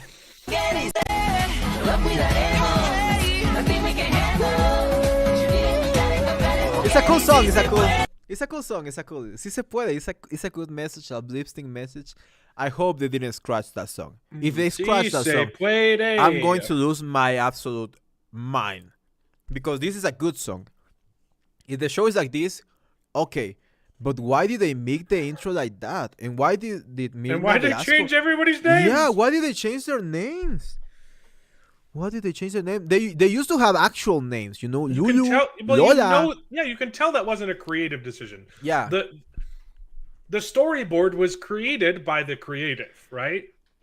And clearly someone who knew Mexican culture. So it's even more okay. It's even more insulting than we thought it was at first, right? Exactly. We were thinking, hey, these guys are they're trying to pander, but they're so ignorant that they didn't even consult a real Mexican. That's no longer the case. Exactly. They had real Mexicans involved and deliberately chose to ignore them. Mm-hmm. That's so much worse. Yes, and that's why I always say, like, Disney is the racist. Maybe not these people. Maybe not the creator. That's a producer. Yeah. That is studio interference. Yes, literally. And like again, I that's why I didn't even like talk about the creators. I was just saying like how disgusting this show by itself was. I was not saying anything. The thing about Mirna Velasco, that was disgusting. So I only like mentioned her personally. I don't even mention the rest of the creators because I believe that they responded in a good way. Yeah. Like the response, at least for Natasha Klein, was really, really kind. I know people that reacted like bad to that, but still, why do they choose Nacho and Nachito instead of Ben y Benito? Like, I don't understand. I really don't understand. And like you said, is studio interference making like the racist decisions because they know what their public, they know what their core audience is. Whew, Jesus. Baffling to me. Baffling. And when I saw that today, I couldn't believe it. I almost forgot about making a video about it, and thank God that I did it on this stream, because I'm going to go edit right now about it, because obviously I'm going to check how the stream does regarding suitability. I mean, to this point it's fine. It says still that we are monetized, so it's still fine. But yeah, it's insane, brother. It's insane. I cannot believe, right? Yeah, marketability probability. Yeah, exactly. And the thing is that Ignacio is not a common name anymore because of Nacho. Yep. Millennials and Gen Zs are not going to become call taboo. Exactly. They are not calling their kids Nacho. You might hear a Nacho, a grandpa called Nacho, or your tío, your uncle called Nacho. That's pretty normal. But not a kid, not a Gen Z, not a Gen A, not a Gen B, none of those. Burger y burger. Burger and burgercito. Burger. Burger. It looks too much like Burgetta, one of the best characters from Wheel of Time. So. Oh my God. Yes, I'm going to share it. Going to share that tweet on my Twitter. So, Rey Mysterio. Yeah, guys, if you are not, I have a Rey Mysterio mask. Everybody, I'm going to get into Rey Mysterio because I also had a Rey Mysterio mask. By the way, I love Rey Mysterio. I can go find it. I love Rey Mysterio. Somewhere buried with my stuff that I haven't touched in Hot years. dogito. Yeah, burger and hot dog. Yeah, that's the name. Exactly. Nacho is a name that for vintage characters it works pretty well because he was pretty accurate. Ignacio was a normal name, not only for Mexican Americans. Big Mac and Big Macy. McNugget. McNuggetcito. The memes are on point. Oh my God! Type 1 and Type 2 diabetes.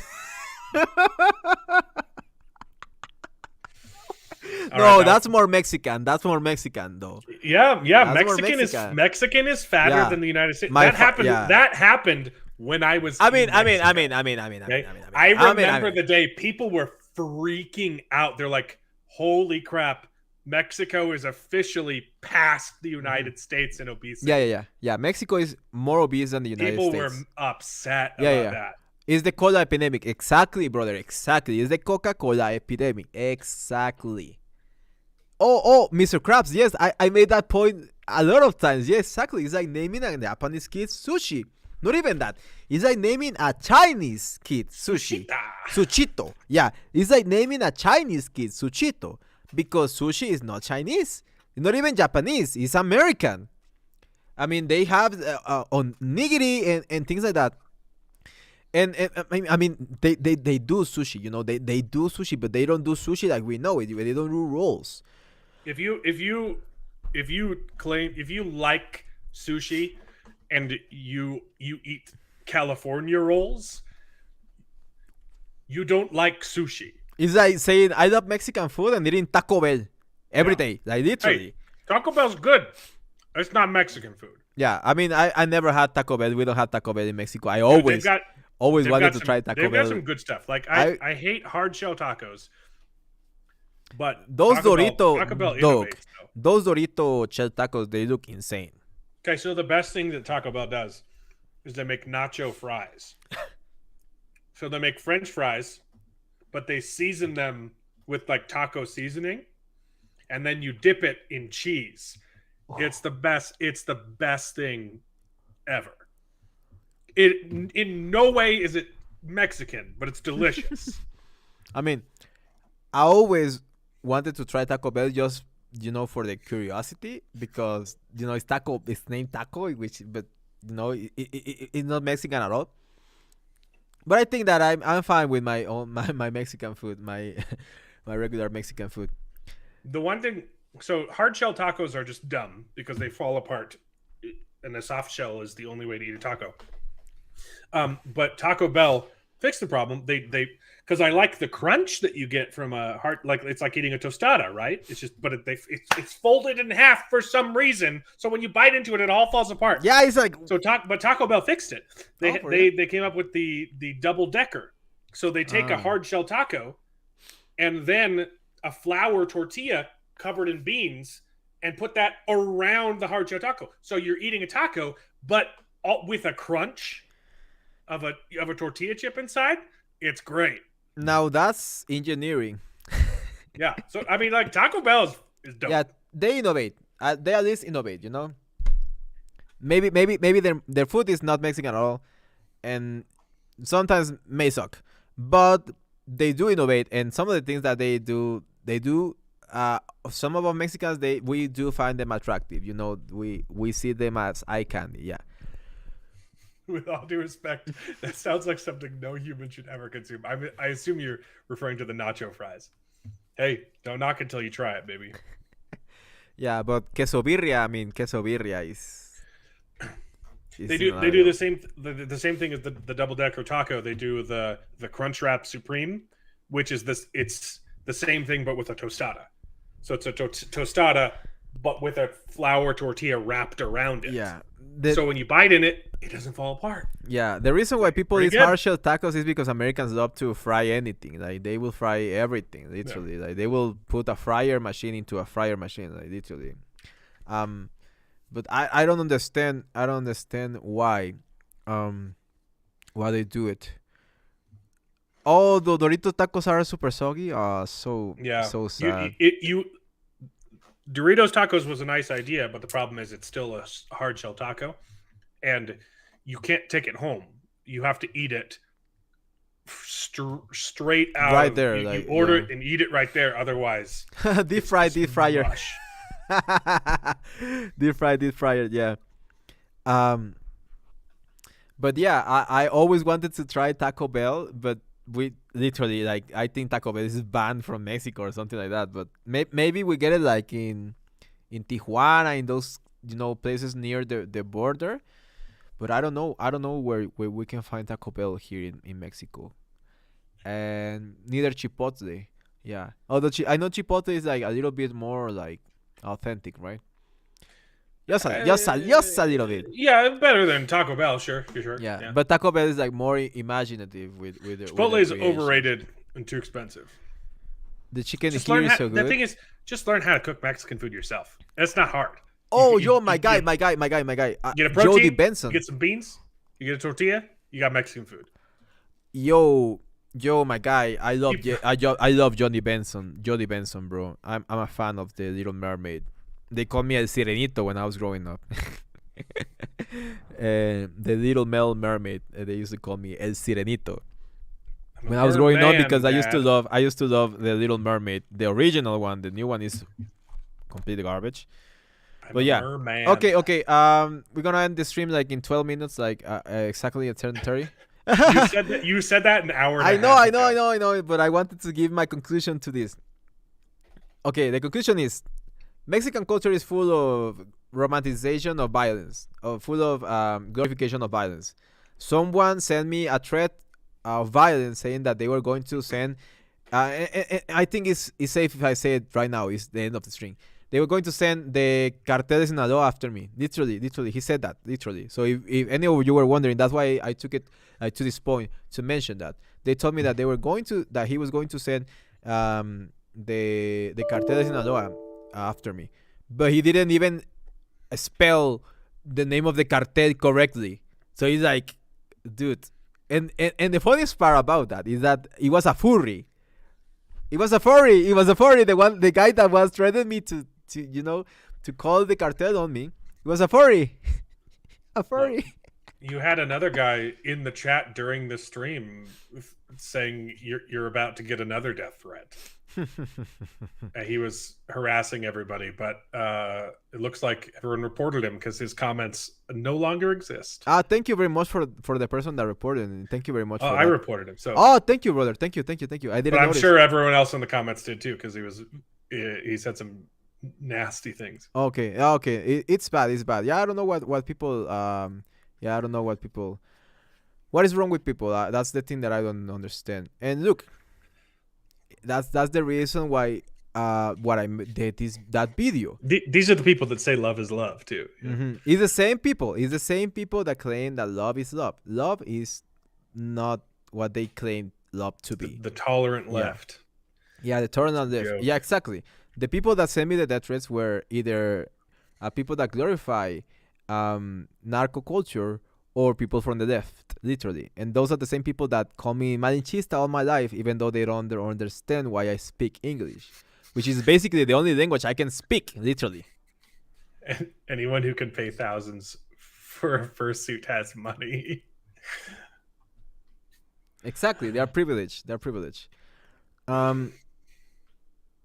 I'll record the chat in the future. Oh, thank you very much, Vibinape. Thank you. You're a real one, brother. Thank you. You're a real one. And I didn't got. It's funnier. I didn't even got tagged from Twitter users. It was a random guy saying nasty things. Just in the comments on YouTube. In my comments on YouTube, and he followed me. Like, he subscribed to my channel to be able to get into my community post and check my post and post bro. He posted in the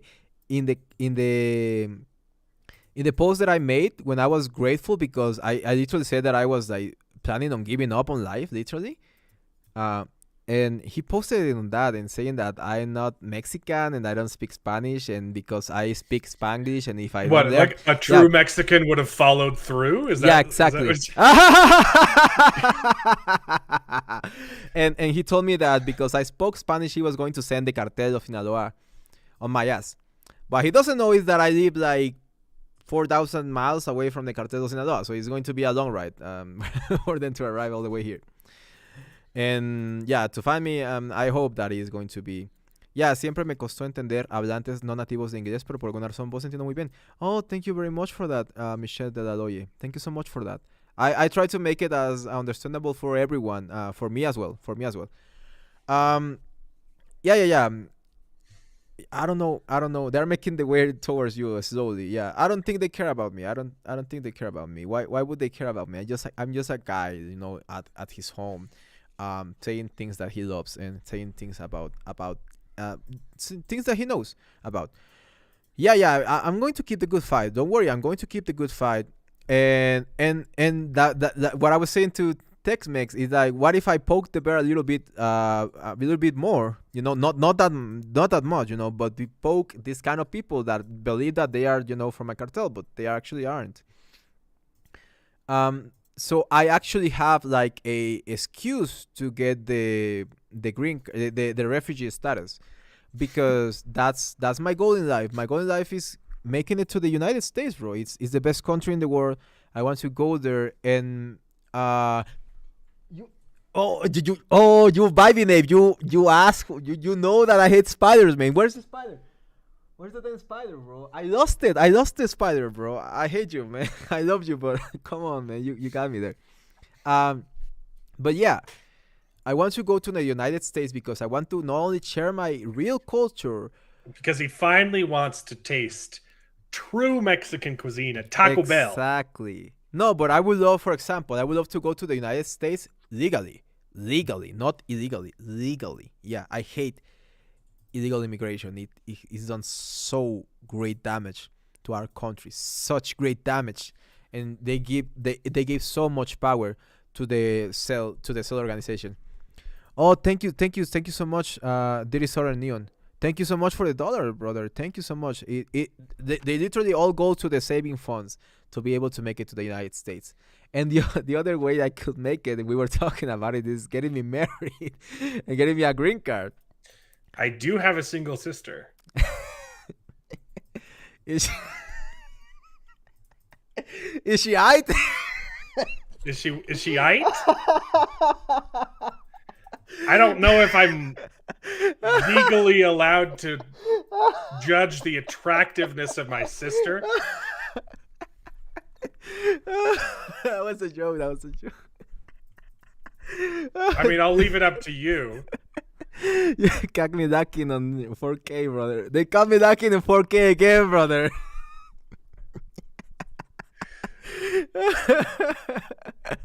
Oh my god, yeah. You gotta be my plug, bro. I'm your plug here in Mexico, and you gotta be my plug there. No, but I got a cousin too. oh my god. Got a cousin your age. No, but yeah. I put myself in the market now. Yeah, you can look at me. You know, I'm a Mexican. I can cook Mexican food, real Mexican food, not Taco Bell food. I can clean like a Mexican. I can sing really good, really good. Oh, they called me lacking with Starfire, Raven, and Terra and Shell, bro. I was not lacking. I was not lacking about them. I was mentioning that during growing up, they were like my ultimate crushes. Like I love Teen Titans because of the girls on Teen Titans. But I was like 10. They would probably take advantage of me. Mexican Tinder is both is BS. It's like I cannot get a date. Like I haven't gotten a date like in. Bro, I was 26 years single. Like I literally spent 26 years of my life single because of the culture in Mexico. Because I don't fit the macho like a stereotype of a man because I'm smarter than most of the men here. And when women that are not as smart as you find a smart person in Mexico, they feel threatened, so they discriminate against you. They will call you malinchista. They will call you mansplainer. They will call you things like that. Exactly. And that's the issue with the culture in Mexico. Yeah, no. Mexican Tinder. But if you are American,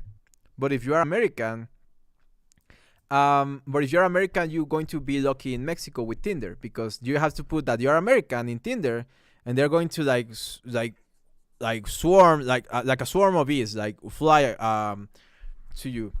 Thank you everyone. Thank you for your messages. Yeah, I spent 26 years single, and it was like it was really hard. It got really lonely. Yeah, I was a really lonely person. And I found my ex, and she was not that good, but I only dated her because I was saying peor es nada, which is a pretty normal saying in Mexico, which is better than nothing, literally. Peor es nada means better than nothing. Yeah, and that's what I went through. You already know my experience. Basically, you have heard most of my life experience, so you understand why I am the way I am. Why they call me the angry Mexa, because I spend a lot of time alone and sad and depressed, but not anymore. I'm really, really happy now. I'm really happy to have all of you, and I'm really happy to have my friend, technically Mexican. I love you, brother. I hope that I can make it to the other side. I can cross the Rio Grande, but no. You just gotta get YouTube famous, and then we can say it's for a job. Exactly. Or the Marian thing, but that has its own complexities. But I love American women, so if you find someone out there that has an interest in me, I love American women. So yeah. Just for the fact that the under Mex.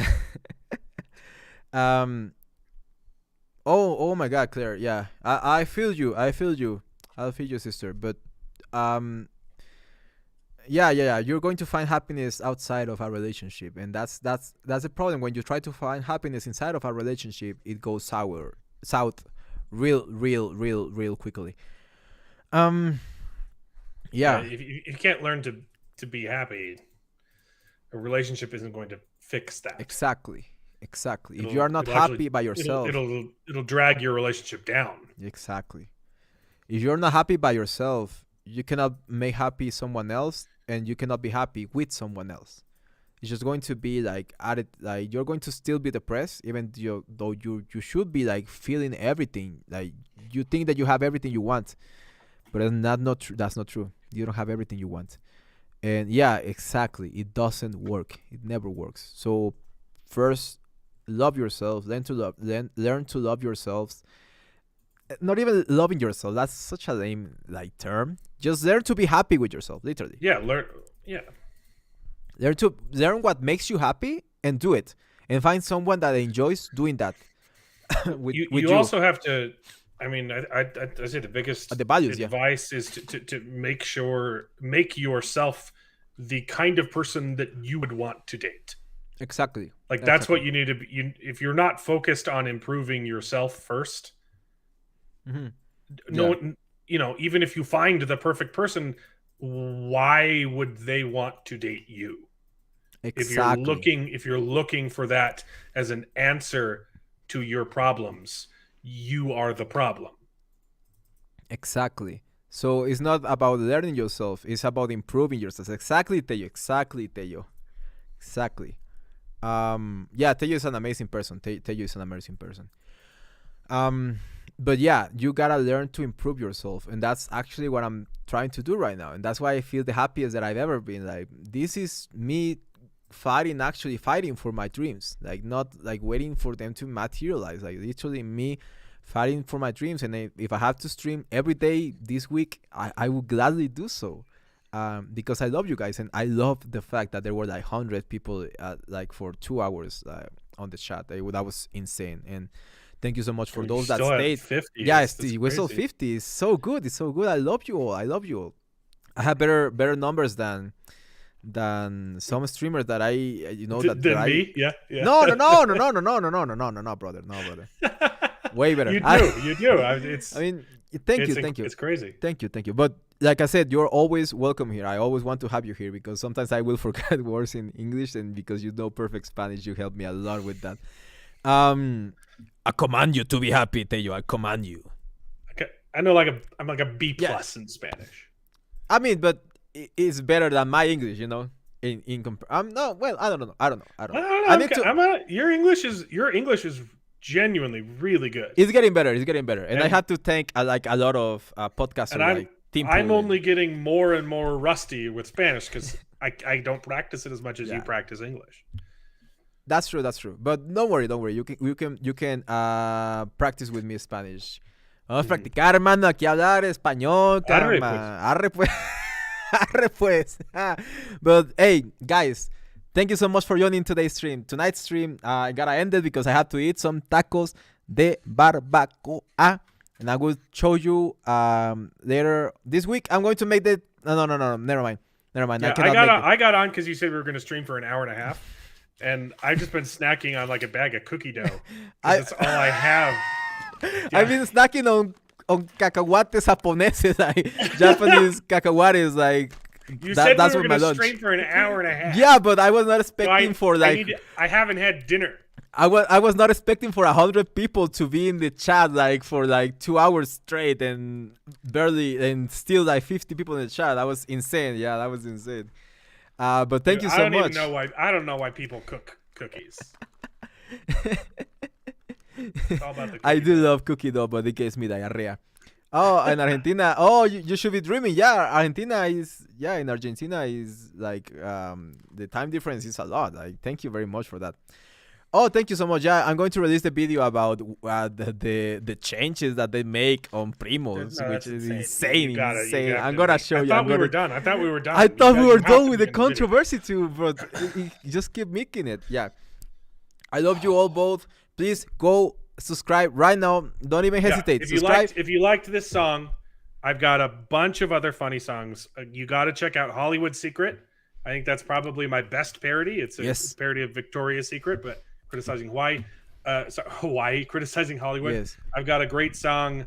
Don't kiss the girl unless you want a lawsuit, which is a parody of updating the lyrics to "Kiss the Girl" for the Little His Mermaid. parody songs are great. So just go and subscribe to Technically Mexican channel now. I've also- now. Yeah, I've also got original songs that are funny as well, like Harry Potter Saved My Marriage and The Sugar Summer. Mama. That's a And song the about my summer, wife. yeah, the summer one. Oh yeah, the summer sun is pretty funny. Check the summer one. Check the summer one. That was a great one. That it took. That's my best music video. A lot of my older songs, the music is good, and the video itself is like awful, and I'm trying to rework it and make it better, yeah. No, but go subscribe right now. All of you, subscribe right now to Technically Mexican's channel because he is the GOAT. Let's go. And join us on Sunday nights for Best Gen, where we talk about nerdy crap and less of lovey-dovey feely crap. Exactly. We talk about we rant about nostalgia. Yeah, exactly. Join us on Sunday 7 p.m. Central Time. Already did. He's the one that 7 brought up. Yeah, exactly. 7 p.m. Central Time or Mountain Time every Sunday. I'll be there always. My friend Technically Mexican is always be there. And thank you so much for coming, brother. See ya. See you guys. Later, skaters. Yeah.